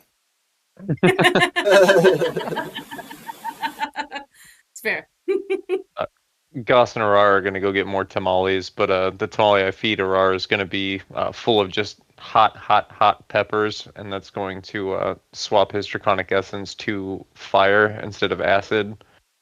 And while I'm doing that, I'm going to give Arar one of those incredibly spicy tamales to go run it over to Peruk and offer it to him. I don't know, man. It's hot peppers. Wouldn't that cause more acid? Yeah, maybe, but But I get where you're going. yeah. Okay. During the night, when the ship has settled to its position, notice that down below, around the lake side, there are fires. More and more fires that seem to be lit. They look like campfires. Where you didn't see any fires before. Now it seems as if the the camp down there is just alive in the night. You can hear the chirping, this heavy chirping sound in the air. All the way from this distance up here, you hear the chirping. It sounds like, like when you're in a swamp or something and nightfall comes and you start hearing all the frogs chirping. Mm-hmm. Similar sensation here.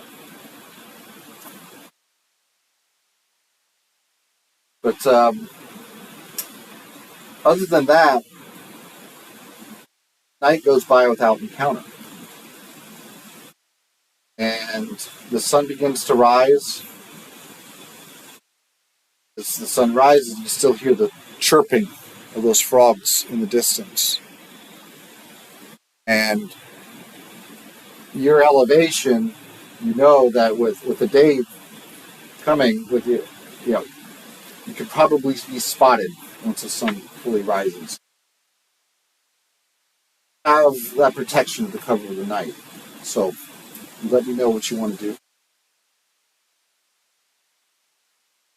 And I'm the only one that saw this, right? Whoever would be up on the deck in the middle of the night would have noticed it. You were the one keeping guard the whole time, so you would have been the one that's mostly on top of it. I am still up on the deck, still just tinkering away, just kind of ignoring ADHD, ignoring everything around me. I know Misery only needs 4 hours, so sometime during the night, I'd imagine I would have told her. Okay. Yep, I would then be up and scouting really for what I would think would be the best location to land, or at least lower. Maybe we drop down to the water and row the boat in, and send the ship back up into the air, or if it looks like there's somewhere else safer.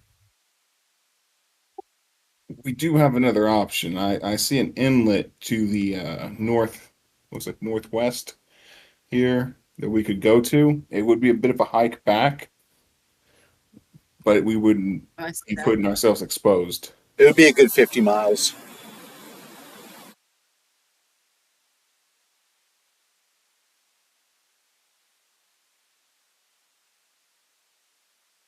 Or we could go into the days shadow of the travel. mountain.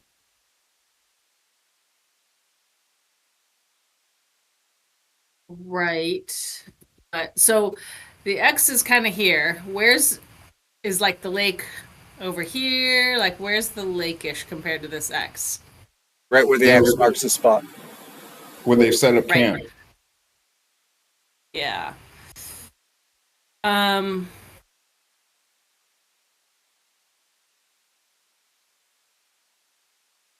Yeah.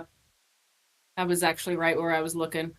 But still, so what's the distance here then from the base of the mountains to the X? Quite far.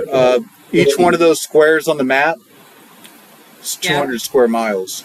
So you're looking at probably close to 50 miles there. Yeah, it's still too far. Well, we've got the command word. We can just send the ship back up after we disembark. Yep. Well, we do have flying creatures to worry about, though, as well. So we're going to want to make sure we do something to keep the ship safe while we're away. Yeah, but that's true wherever we leave it. Like if we go park it on the beach somewhere, we've got flying creatures or pirates that might see it and try to climb. Like anywhere we leave it is going to be dangerous. How long do we can't leave it. How long do we think we're going to be here?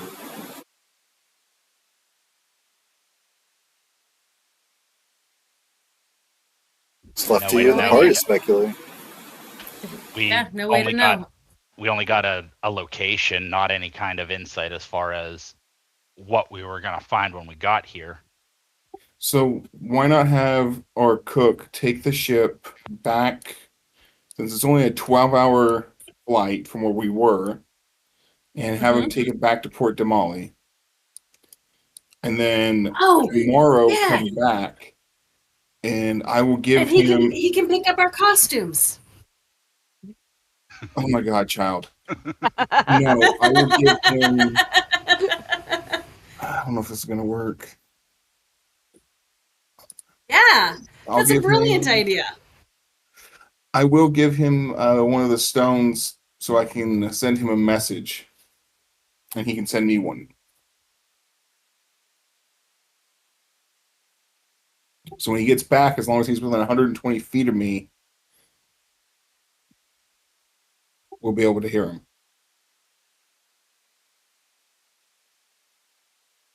So what do you think? 3 days? Yeah. I don't even know what we're doing here.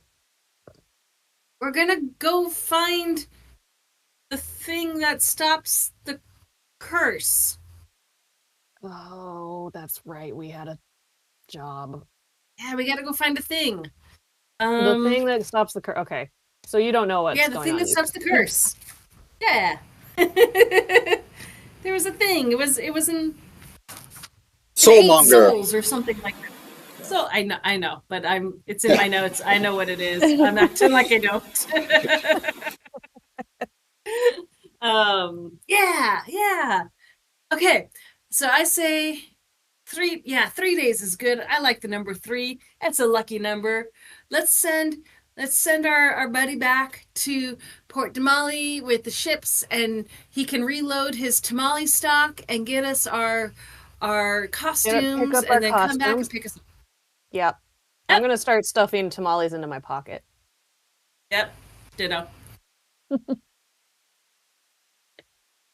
Bag of holding. Bag of holding tamales. Bag of Speaking tamales. Speaking of the bag of holding, I'm gonna go hand the bag of holding back to Peruk since I still had it from the camp. I appreciate that.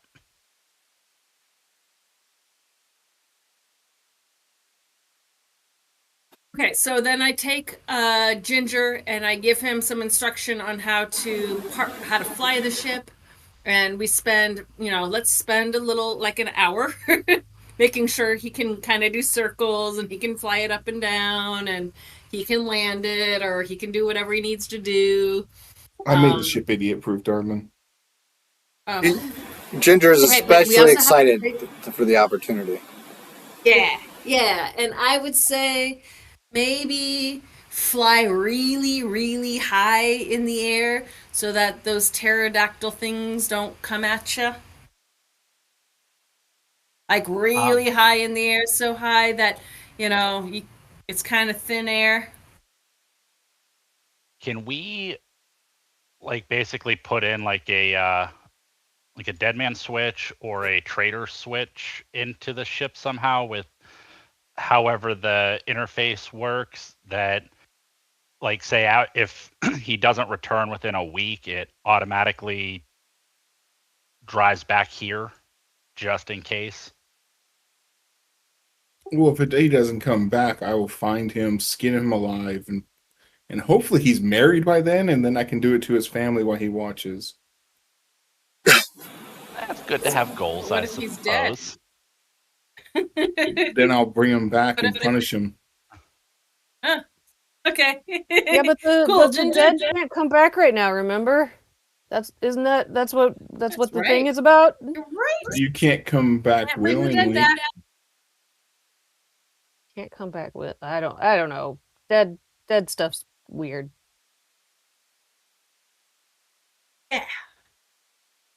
Ready, Ginger?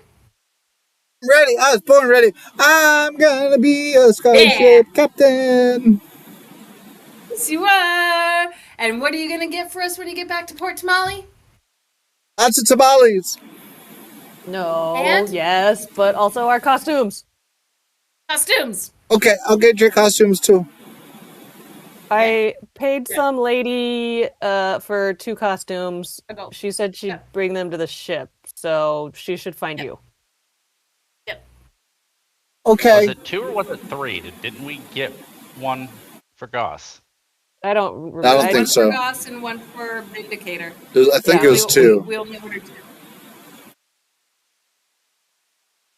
I'm gonna give him a letter to actually give the leader of the city. I forget what they're called. Marky Mark. The Marky Mark. Their actual name. The Marquises. Marquis. Marquise, yeah, I'm going to give him a letter to let the Marquise know we have found the city and to make sure that no one messes with our ship. That's it.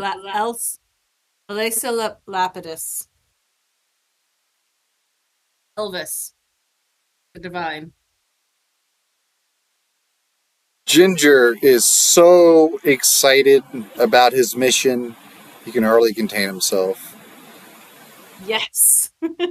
Asks for some coins so he could pick up more supplies while he's in port, aside from just this and that. Because he'd like to be able to make more than just tamales for you. There's more food than tamales? Oh, yeah, there's way more food than just tamales, you know. Oh, so good. I can make some gumbo. Gus, how much gold do you have left? Well, I don't know. Gus is just gonna reach into his coin purse and hand Ginger 24 gold pieces. Oh, wow, that's a lot of shinies. We're Oh, going to you be need stocked more? up for a long time. I'll pull in 15 more. Ooh, we're gonna eat well when you guys get back from your mission. I tell you, I'm gonna have everything ready. It's gonna be great, and we will feast. And I'm gonna be your Sky Captain.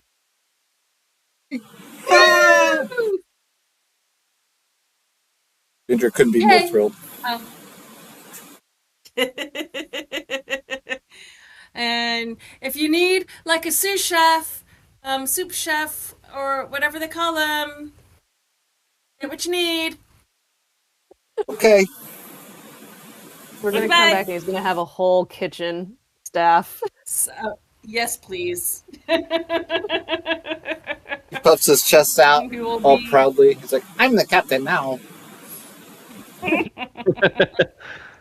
I'm going to walk up to him and be like, my little workshop over in the one storage bay, don't touch anything over there. I can't guarantee it won't explode. Hey, mister. Stay so.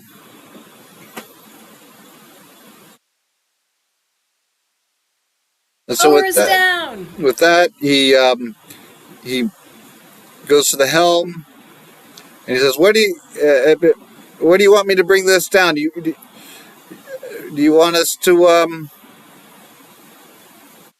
land outside of the perimeter of that camp, or do you want me to lower it down right over the water?" Let's go 2 miles outside of it.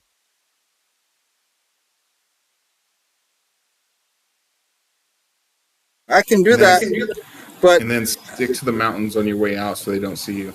Okay, you might have to lower the ladder into the canopy, and you might have to climb your way down. Oh, that's fine. I kind of like the idea of going down into the lake and lowering our little rowboat and sit on a rowboat while a bunch of enemies have the shoreline. I want to climb down a tree. But it's also an escape route. If we have to escape, then we can get into the boat and go out into the lake. Then have you ever heard of have you ever heard of shooting fish in a barrel? No. In that sense, we're the fish. They would kill us. We're not in a barrel. We're in a lake. We're in a wooden fucking boat. But you can't shoot fire. I can't kill all of them. Okay. Talk. How about this? Instead of lowering us into the woods, is there a beach around the lake?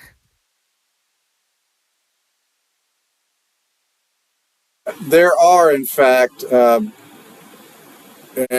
you guys have recognized that there's some activity there. There's life down there, like along the shoreline, like ants moving around. And there seem to be. I don't know that they're bad. There seem to be. Yeah, you don't know even what they are. They're just some peoples. There's some type of tribe down there, and you see that along the shorelines there are what looks like to be small structures. Fuck it, let's make an entrance.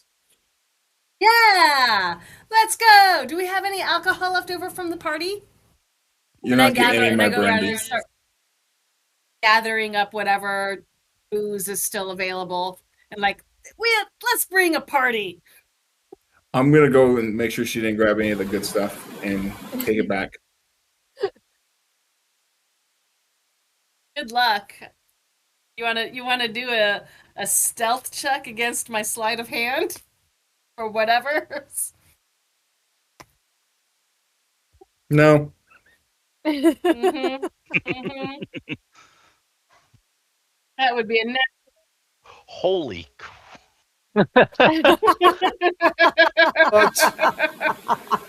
I Hey now. grab some of that good shit. Pretty sure you could steal the boat from out from under us. So we're going down, right? Yes. And we're bringing gifts. And tamales. Yeah, my pockets are stuffed full of tamales because I counted on my fingers 3 days, and then I was like, okay, so I eat like 10 tamales per meal. So I've got like It's a lot of tamales. Yep. yeah, A lot of it's too many tamales. tamales. My friend. No wonder that we're out of stuff to make food. Aurora's going to be trying to get into your pockets and steal a tamale. That's fine. I'll just feed him some tamales.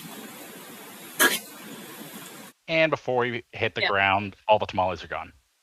Oh no! I need more tamales. Ginger, are there more tamales? Coming right up. He's in the helm. Yeah, he was going into the cabin towards the helm, right when you made the request. It's like, coming right up. I'll get that to you. Then I'll take the ship down. I'll just rummage through the kitchen and take what's there. I also have rations bars, so They might not still be warm, but yeah, you should find something. You'll be all right. Yeah, we take a poo-poo platter. Poo-poo platter and some alcohol. Like a great offering. Oh, as before we go down there, just sort of heads up, I am going to activate the Eye Stone. So I have to use an action to do that. I'm going to go ahead and activate that for myself. Fair enough. And with that, the ship starts lowering. And what I will do is I will bring up a map as you get better visual of everything. And you guys could, so you got the inside, you can see lowering yourself down. You could see the lake and this large structure in the middle of it all, like on an island. And as a matter of fact, the large structure in the middle of it all, it looks like a big statue that looks like a frog. Statue of a frog.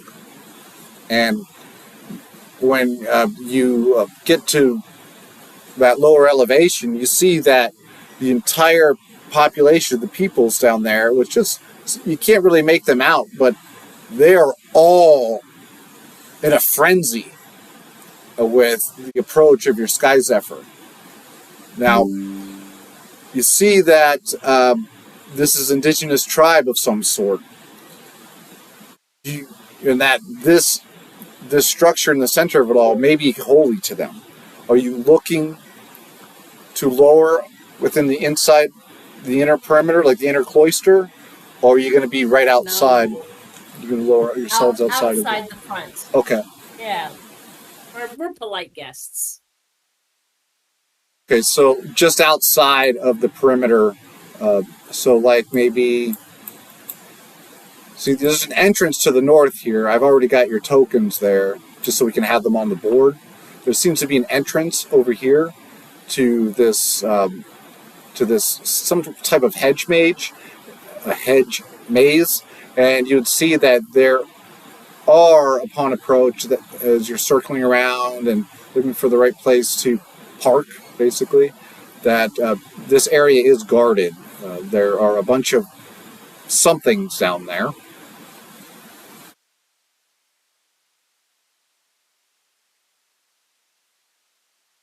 But I mean, there are less somethings there than there are on the inside of that village. What have Yeah, you? so we fly over to kind of the where it's on the just on the outskirts, and lower the ship enough to drop the rope ladder, and I will swing down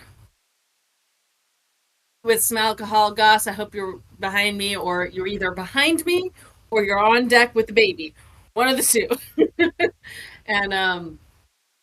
and swing down and hello, friends. Hey, you guys! Yeah, you put boots on the ground, and when you do, I'm holding up a bottle of alcohol. to the party right behind her.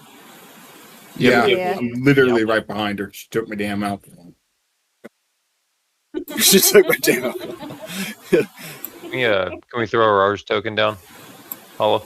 Yeah, let's do it. Let's see. I run down the side of the ship because I'm impatient and everyone is slow.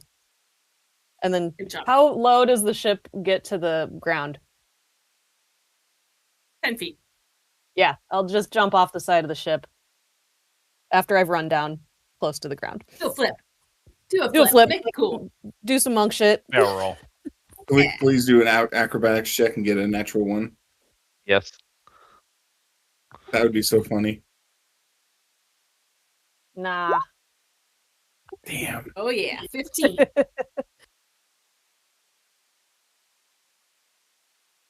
I'm not gonna lie, I thought about hexing you. Just Yeah, you seem to want to hex everyone Dude, all the she just got time. her butt. He just got his butt kicked by an ale keg of ale. Like, leave him alone.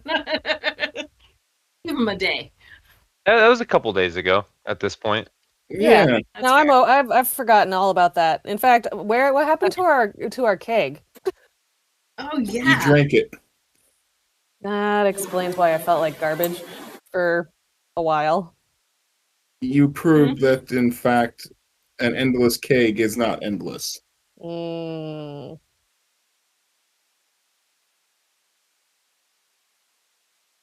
So, with that said, it looks like you have some company, and I'm having problems getting the token fully configured right now for the Drake. Okay. But we'll get to it if necessary. I don't want to hold up the narrative. Yeah, no worries.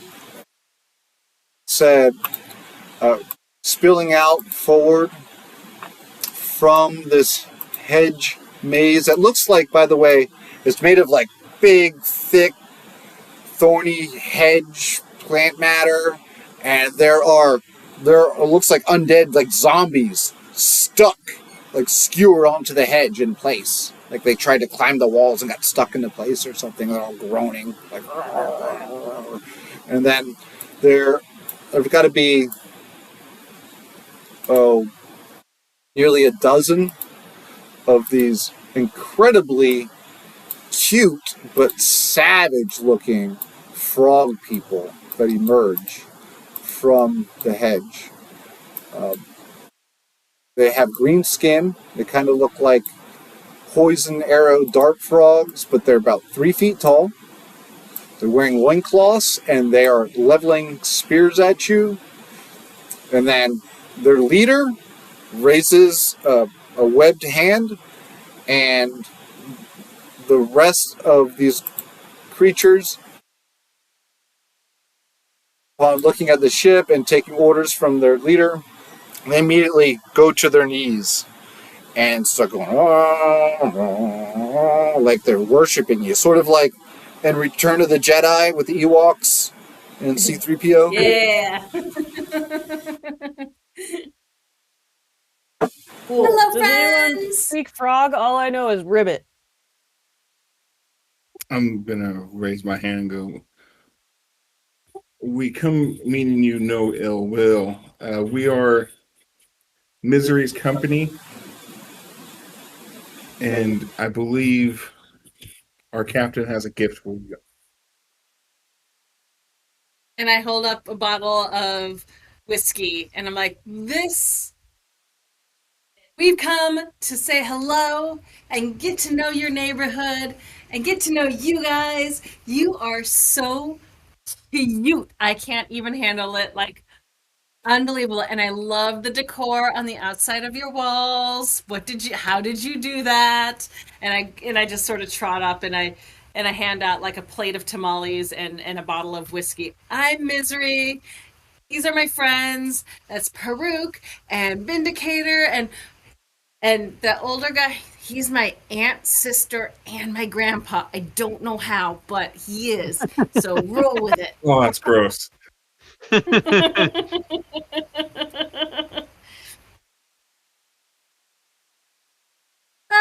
And with that, the lead little frogman, a big tongue flips from his mouth and he licks his own eyeball.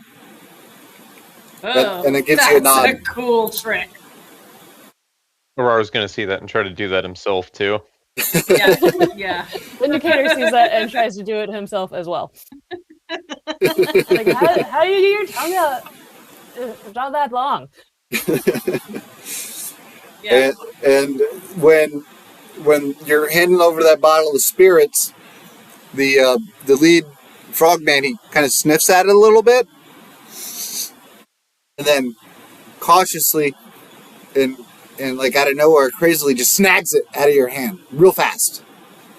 And then all the other frogmen, you kind of hear them, kind of like they're not worshiping anymore. They're just kind of giggling and chirping, and with these deep breaths of exhales and inhales and clicking sounds and ribbits all merged together in some type of language. And they all start looking at the bottle like it's some type of alien technology, like they've never seen anything like that before. They were fascinated. Oh, well, in I my pull entire out time a alive, second have I ever heard bottle. of these guys? Nature check.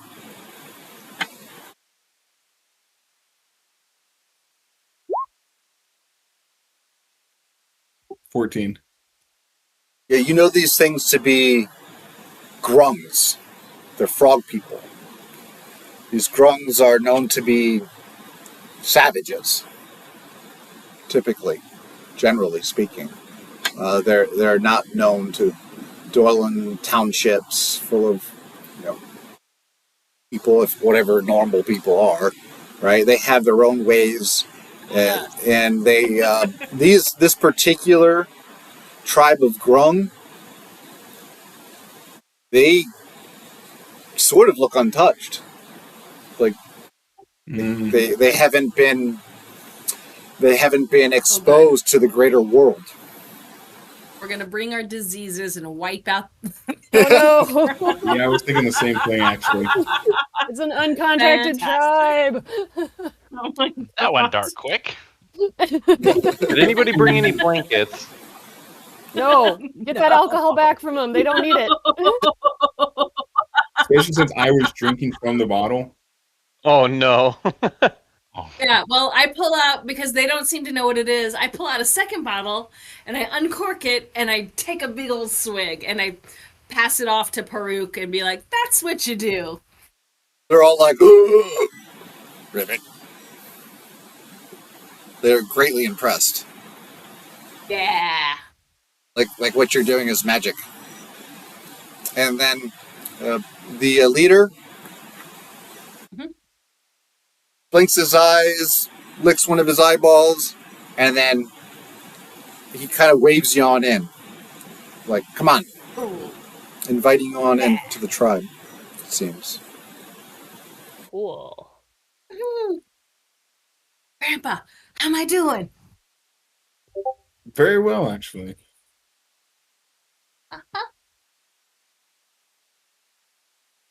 So I screwed ahead to kind of hobnob with the head honcho there. And I'm Misery. What's your name?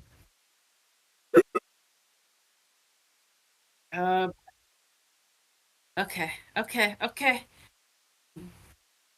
And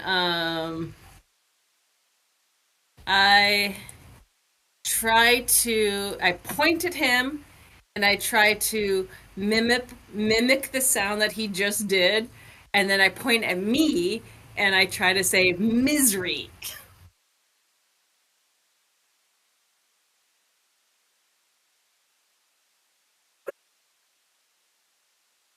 Yay! And I clap him on the shoulder like, that is excellent. Come on. And I pull out some tamales and I want to go in. I'm like, and I point at the person, as we're walking, I want to be like super casual and friend. And like, so he's, belched out his name. I'm going to point at the next, person on the right and be like, okay, I point at me, Misery. And then I point at him and I look at, what's his name? And play that game the whole way into wherever it is he's leading us to.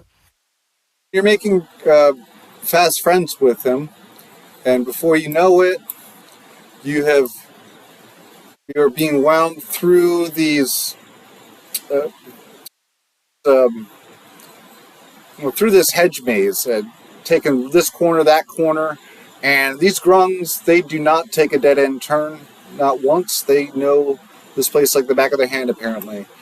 And before you know it, you are all the way around the hedge maze in a 6 o'clock position. Do me a favor, don't move your token so I can move you. Trying to move your tokens, it's not letting me. 20 for the win. Not. I'm gonna have to refresh. No, I'm in the right level. You got to move Goss.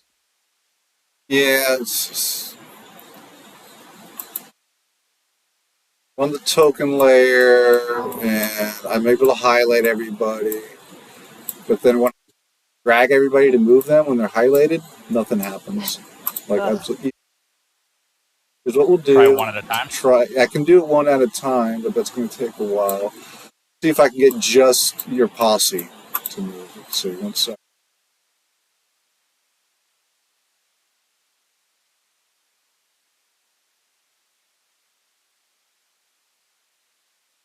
Let's Goss. Okay. See if this will work.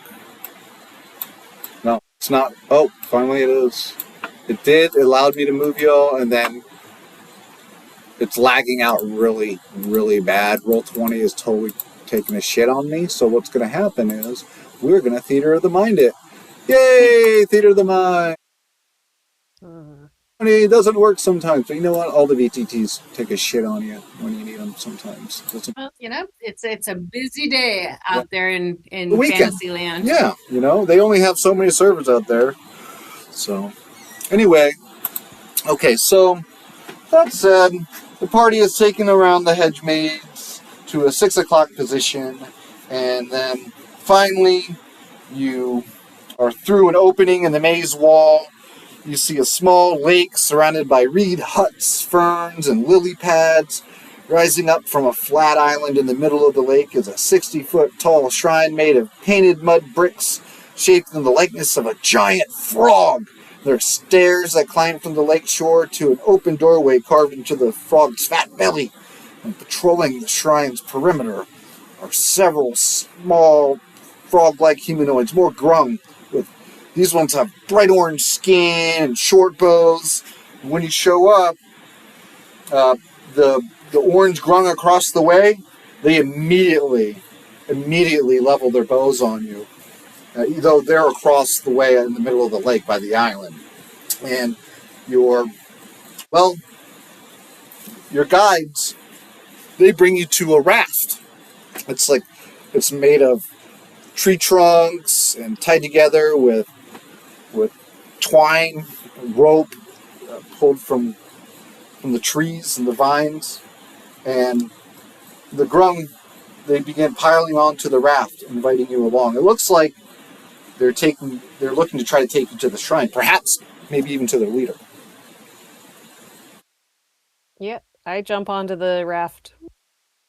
Can I tell if the raft is sturdy enough to hold all of us? Yeah, it looks good, but it looks a little shaky too.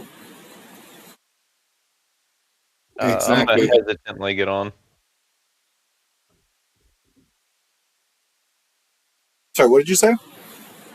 I'm gonna hesitantly get on with Aurora on my shoulder.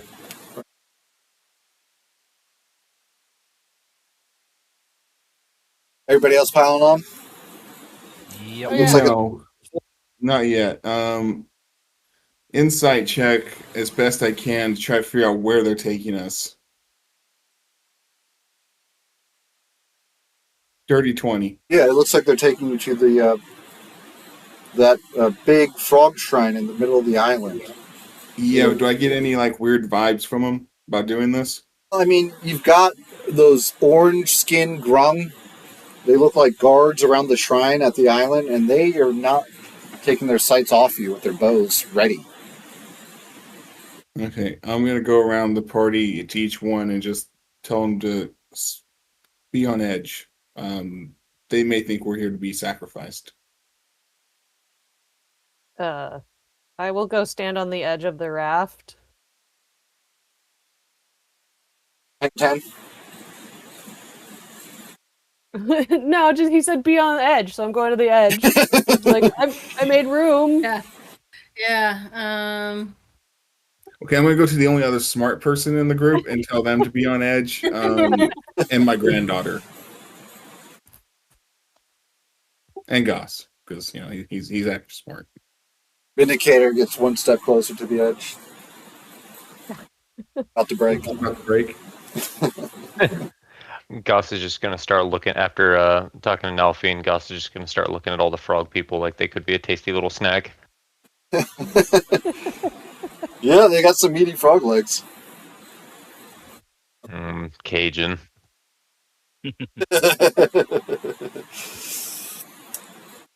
That, if everybody's aboard, the raft disembarks across the water.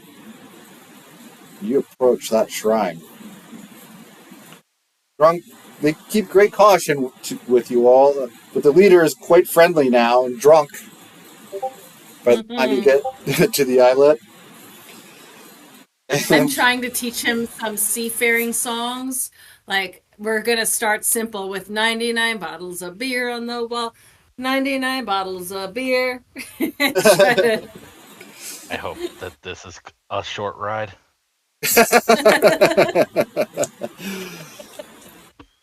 You make the marshy shore, and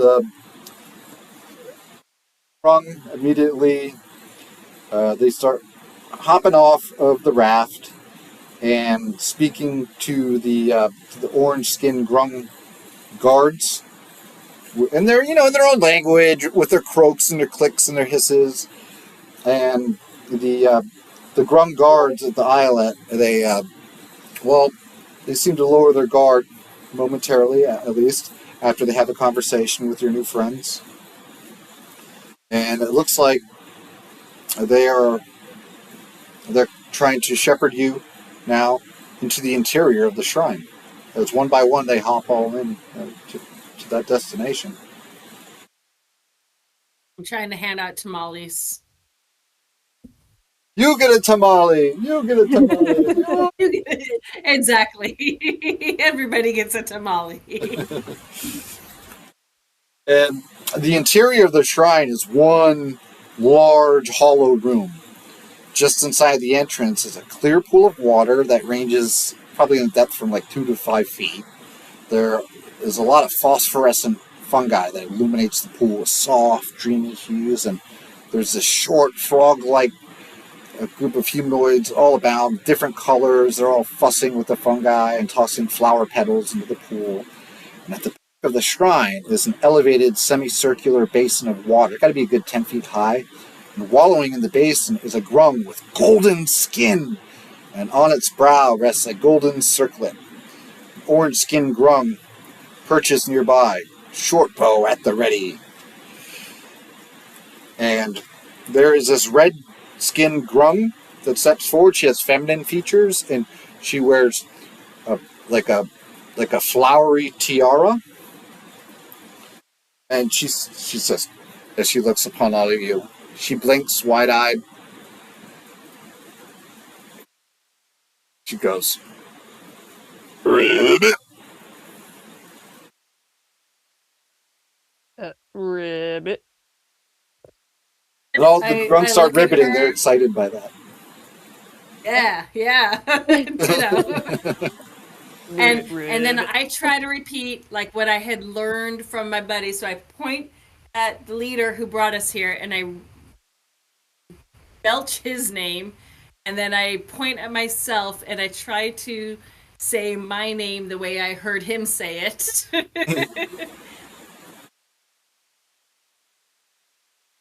And try to make introductions.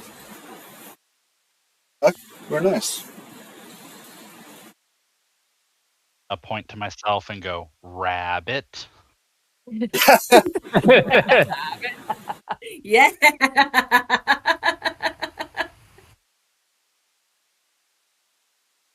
And so, with that said, you guys seem to be making fast friends, and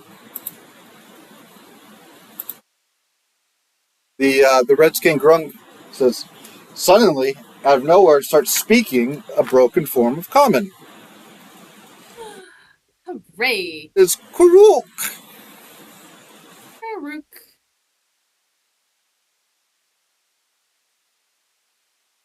Visitors here.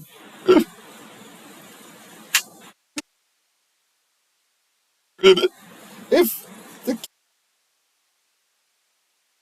a sign from the god Nang Nang. Oh, Nang Nang. All the Brung in the area start going, Nang Nang, Nang Nang, Nang Nang. I'll start hailing Nang Nang. Yes, Nang Nang. Hail Nang Nang. Nang Nang.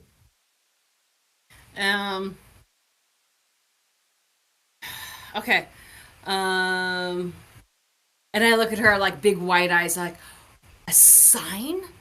What does he think the sign means? What does Nang Nang tell him?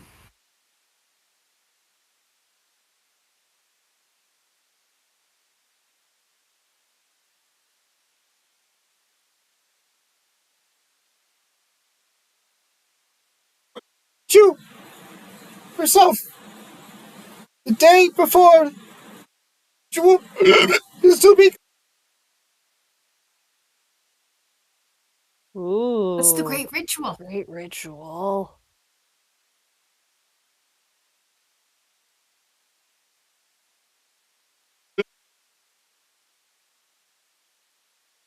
So he may mate with her, so that they may have to rule Dungrungling after he is gone. Learned about all of that. Oh my gosh, you're gonna do it for real? Grandpa! Grandpa, it's what you talked about. He's gonna do it with God. Why the fuck did I even give you that conversation? So disappointed. Oh god.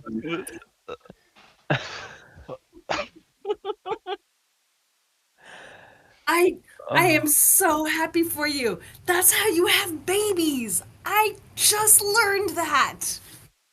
How many babies are you gonna have? Do you have like one? Do you have 10? Like how many babies do you guys have when you mate?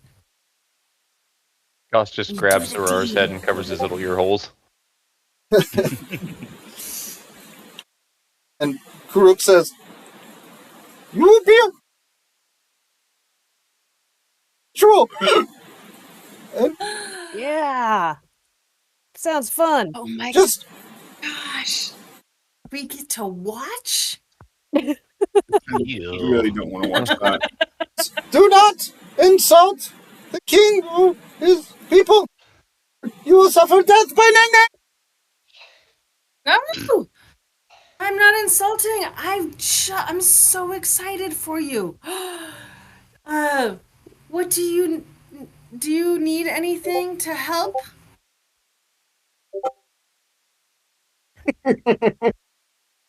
We have tamales.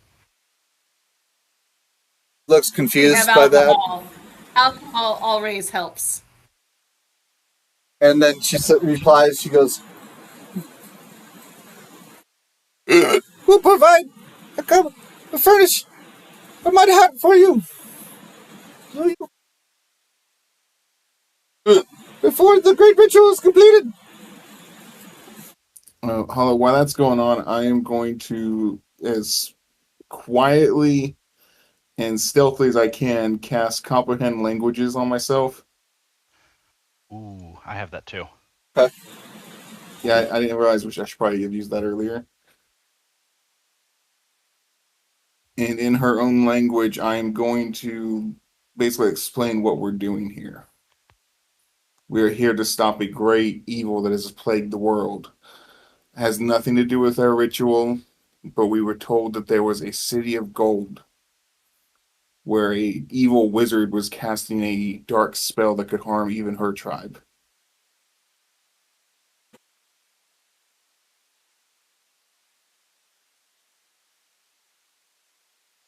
There's, and I will meet with them once they settle in.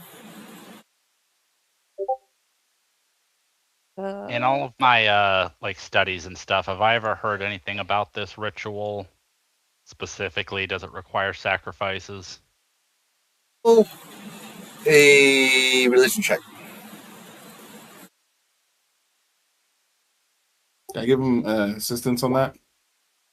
Oh, never mind. 22. Um, know of a lot of strange, savage, ancient gods out here in the jungle that are. Some of them are still fallen. A lot of them are known as trickster gods. But this Nang Nang, you know not to be one of the trickster gods. It's supposed to be one of the more honorable types amongst the pantheon that rules over the Menagerie Coast. And, however, whether or not there's a sacrifice to be made, look, that wouldn't surprise you if a sacrifice was involved. Like if this wasn't some type of blood ritual, that would be surprising. All right, I'm going to quietly kind of whisper that information off to Nalfine. So I know I've heard that name before. It's not a trickster god that I know of, but I would be surprised if there wasn't a blood sacrifice, and I also would be surprised if it was us. So keep sharp. No, that wouldn't shock me at all. Meanwhile, I'm just so excited about all of my new friends. Yeah, I don't want to settle into a room. I just had a boring day. I want to go wander around the village. No, I want to make friends. I want to see your huts. Maybe go for a let's go for a swim. walk. Yeah, let's go for a swim. I want to see everything. I'm going to tell you stories, and I'm just going to start talking about what it's like to fly. And I'm going to try to use big gestures and big sounds and like draw pictures in the dirt to kind of show like we flew, to kind of give them, stories of our adventures in the air and the giant pterodactyls that came at us and yeah, do some storytelling like in the Return of the Jedi with the Ewoks. Yep. In that case, I'm C-3PO because I'm just translating all this for her.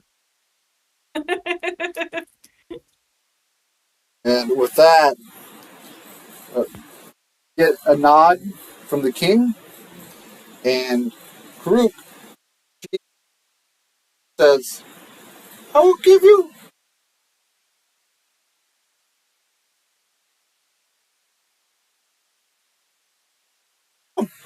read it. King demands it. Yay! And so King. Karuk, she steps forward and she bows to you. She bows to the king, and the king gives her a nod, and she says, "We are. Oh, I will show you around, and then we will take you to your feast." And she starts kind of urging you, nudging you back out the door of the shrine. Seems as if the king, he's dismissed you. I wave. Bye. See you soon. Thanks for having us. I love your outfit. So, With my Mhm. religion check, would Mhm. I know like the proper way to like give veneration to their god? well, You wave and you appreciate the outfit, man. you notice that probably through some type of rituals or something, especially being that there's talk of a great ritual that's going to occur. So, I mean, just kind of like in general, like to basically what I want to do is I'm going to use my comprehend language to speak in their language because I have that with my rune shaper background.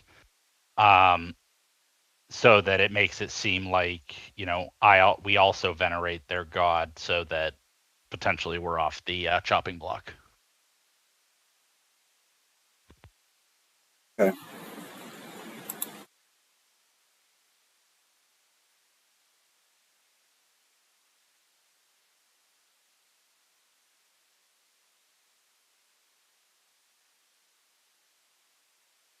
Okay.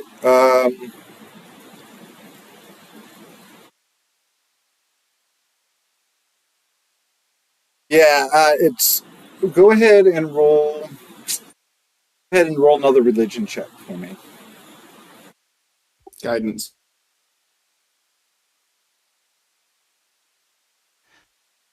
Nat 20.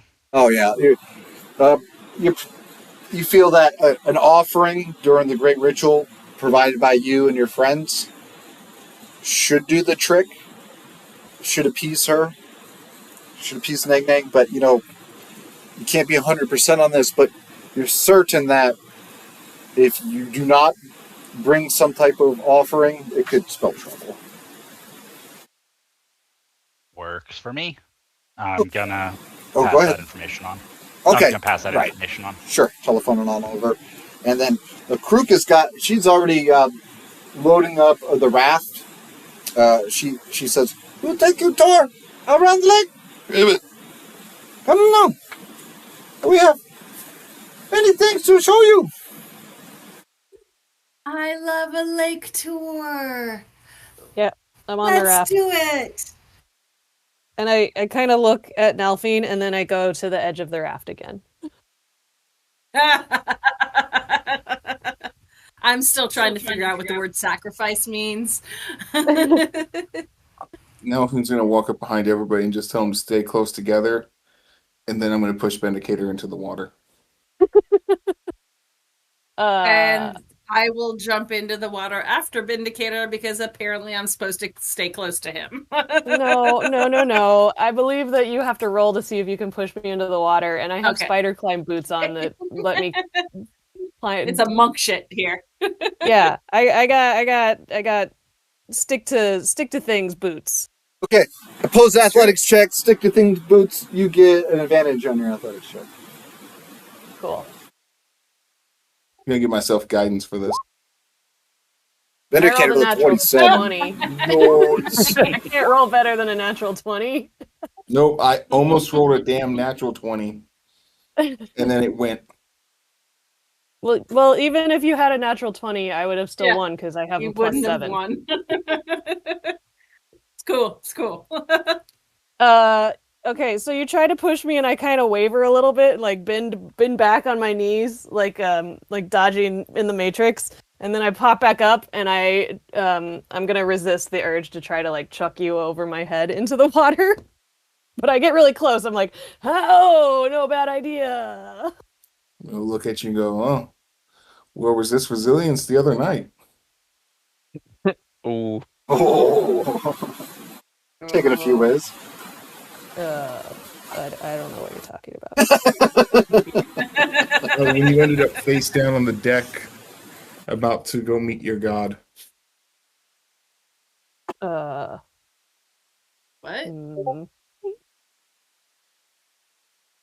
I'm just gonna sulk. What sit I down love on the is edge that of the boat. Neither and of us put my feet in neither the of us water. understand that burn. It was a waste. So Crooks, she starts pointing out different things, like some of the huts and some of the activities that the grungs are participating in there, and then when the crews really start setting forth, and she points out a few things, she her mood changes. She says, "Okay, guards on the raft, they don't understand what I'm saying. King, he's a fool. He expects Nang Nang to materialize during the great ritual and speak words of love and praise and reassurance to him.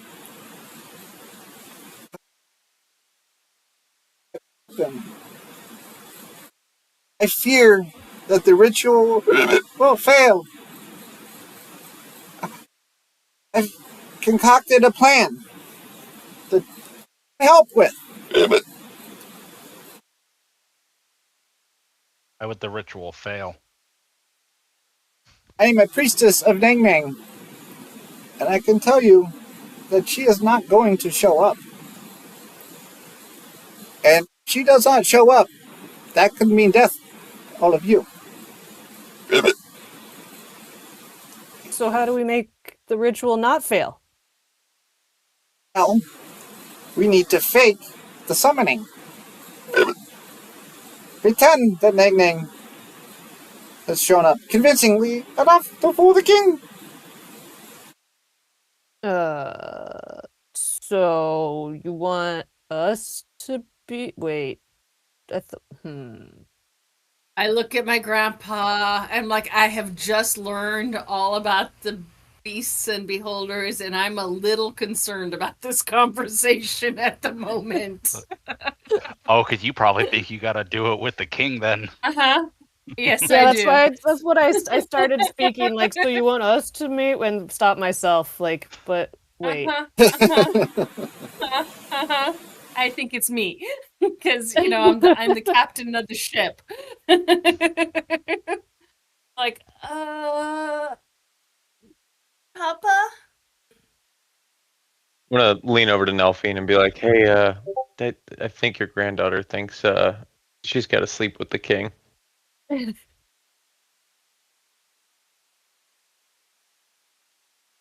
I wish I could say I was disappointed in just that. Karut starts chuckling. She's like, "Oh no, King Grump only wishes to mate with Nang Nang." You're not sleeping with the king. You Unless only you want wish to, we don't judge. be with a real goddess. We listen, we don't judge.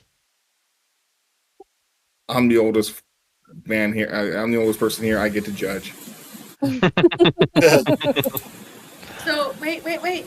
If it's not me, who's he supposed to mate with? Well, for one, their goddess probably looks like a frog. Right. I mean, but Ginger's bringing us some costumes. In It 3 might end up looking days. like. I'm Okay. I'm gonna look over at Goss and go, "You're the closest to a frog here." Make that suggestion again. Make that suggestion one more time. I'm gonna step Don't forget, back you're as still far as on the menu. raft will- yeah, I'm gonna step back as far as the raft will allow me and start petting my owlbear. Oh no. I forgot her name. Kukachu.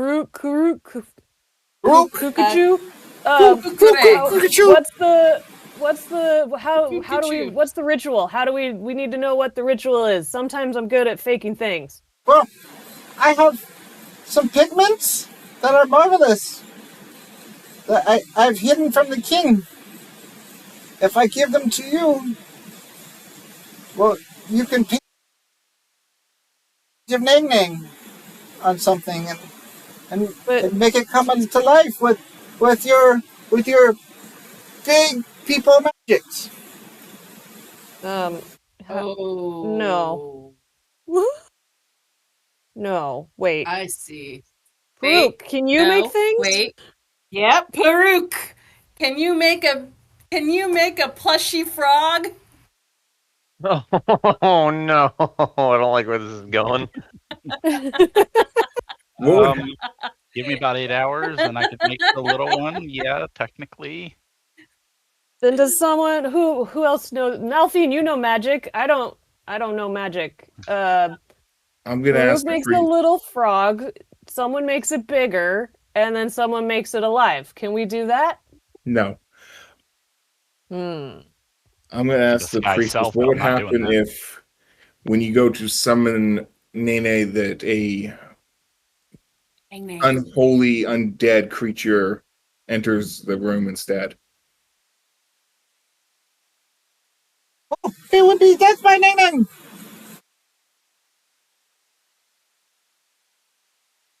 By orders of the king.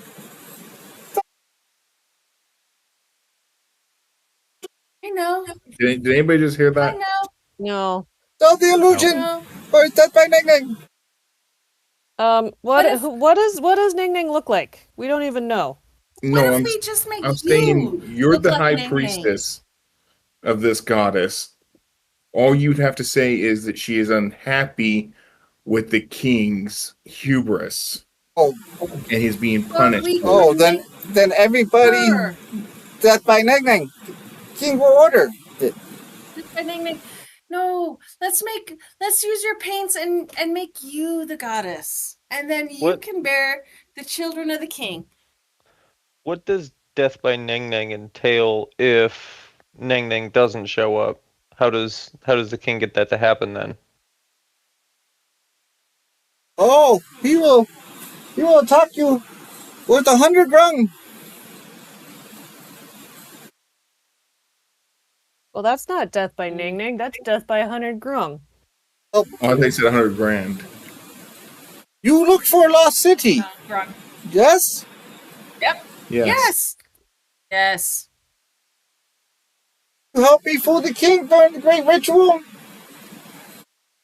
I will teach you the incantation to make the city appear, for it is hidden Okay. by mystical magics.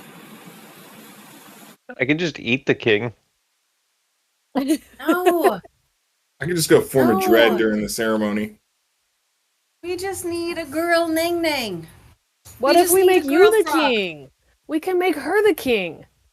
Yes. Let's paint up Karuke to make her look like Nang Nang. Wait, who is conducting the ritual? Because how many Oh. priestesses of Ning Ning are there? I am the head priestess of the ritual for the king. That's not an answer. No. Priestesses in the making, but they are still young grungs. Okay. What if They are not high priestess yet. No, I like the idea. I think we need to make you into Ning Ning, and we say Ning Ning inhabited your body, because that's the thing I've heard gods do. And that just requires selling it. Grandpa? Yeah, Grandpa, can you make can you change your voice and throw your voice and make it sound like it's coming from her? Like it's the sound of a goddess?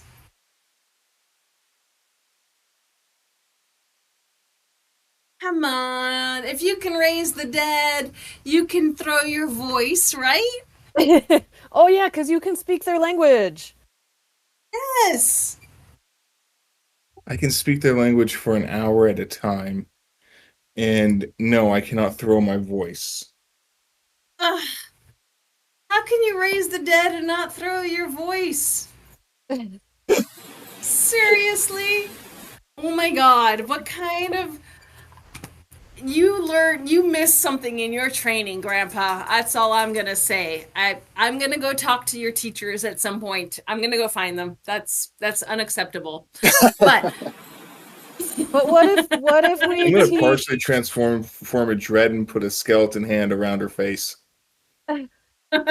okay, I shut up. But we can teach our priestess lady here to sound like Nang Nang, right? Can you do a voice? You speak our language. You clearly are skilled.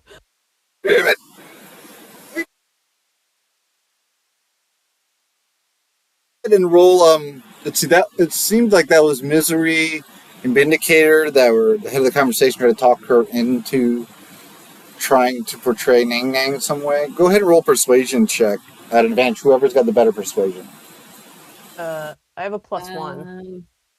I've got a +3. Okay, you do it. Okay, got it. That would be a 21. Okay. 21 against my 12. So, group, she says,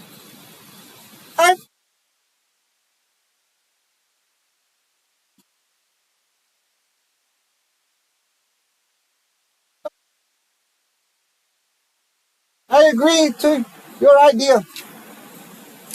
So that it will not be death by Nang Nang to you and your friends. Okay, so we need to go to our mud hut and we need to practice and help you figure out how we're doing this. So we're essentially gonna go teach her how to run a play. How to act. So with that said, as we wind things down for the session, it seems like the raft is fully circled the lake, and you're now being escorted off the raft to your mud hut, where you're able to rest, and Karuk promises you some relaxation, time to plan, and of course, a healthy meal of bugs. That's worse. Bugs. I don't think we need rest and relaxation. I think we need time with the priestess to teach her and to plan. She's in full agreement. Yeah, and teach her how to act and all that. Yep. This seems up to my alley. It's doing crime. Performance is definitely part of crime. What's your performance? Oh, not good. Well, I guess +3. I've got a +3. Yeah. +5. Oh, dang. Oh. Okay, now, Fiend. Okay, Grandpa. So you're gonna have to help us out. Stop being such a stick in the mud and help us out. What we'll do next session, we'll be able to sit down and really plan things with Karuk, and so you guys have plenty of time to think of more crazy, wild ideas. In the meantime, Never.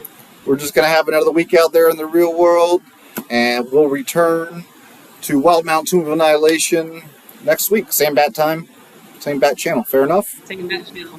Yep. So basically, next week, we are going to teach a frog how to act like a goddess so she can mate with a king. Yep. That sounds perfectly normal. Worst case scenario, the 7-foot lizard gets a feast. Fantastic. Yeah, much you kind of I love this lost plan. Nalfine when you were talking about using his granddaughter to do that.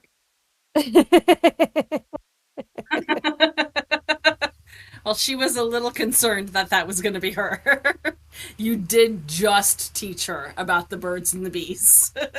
Yeah, he's a little disappointed that he had to teach you that too. Not Not you. Not Not you. You should be happy that she doesn't know. If you found out she was an expert, that would be more concerning. Yeah, that could probably. be a problem for you, Grandpa. I feel like that's something that a father should have had to explain, not your great It was grandfather. raised by goblins. Right. My dad was busy smuggling things, and she left me with goblins. He left me with goblins. Fair. I learned But I I learned gotta how to get be a this rogue. food, guys. Yeah, I'll be up at 2 in the morning. Oh shit! All right, Yeah, dog. same. Peace out. I appreciate you guys. We're gonna do this again real soon. Hit me up if Good you night, need everybody. anything. I'll post this tomorrow. Okay. Later. Thank you, hello. Thank you, you. everyone. Peace out. Yep. Have a good night. Bye.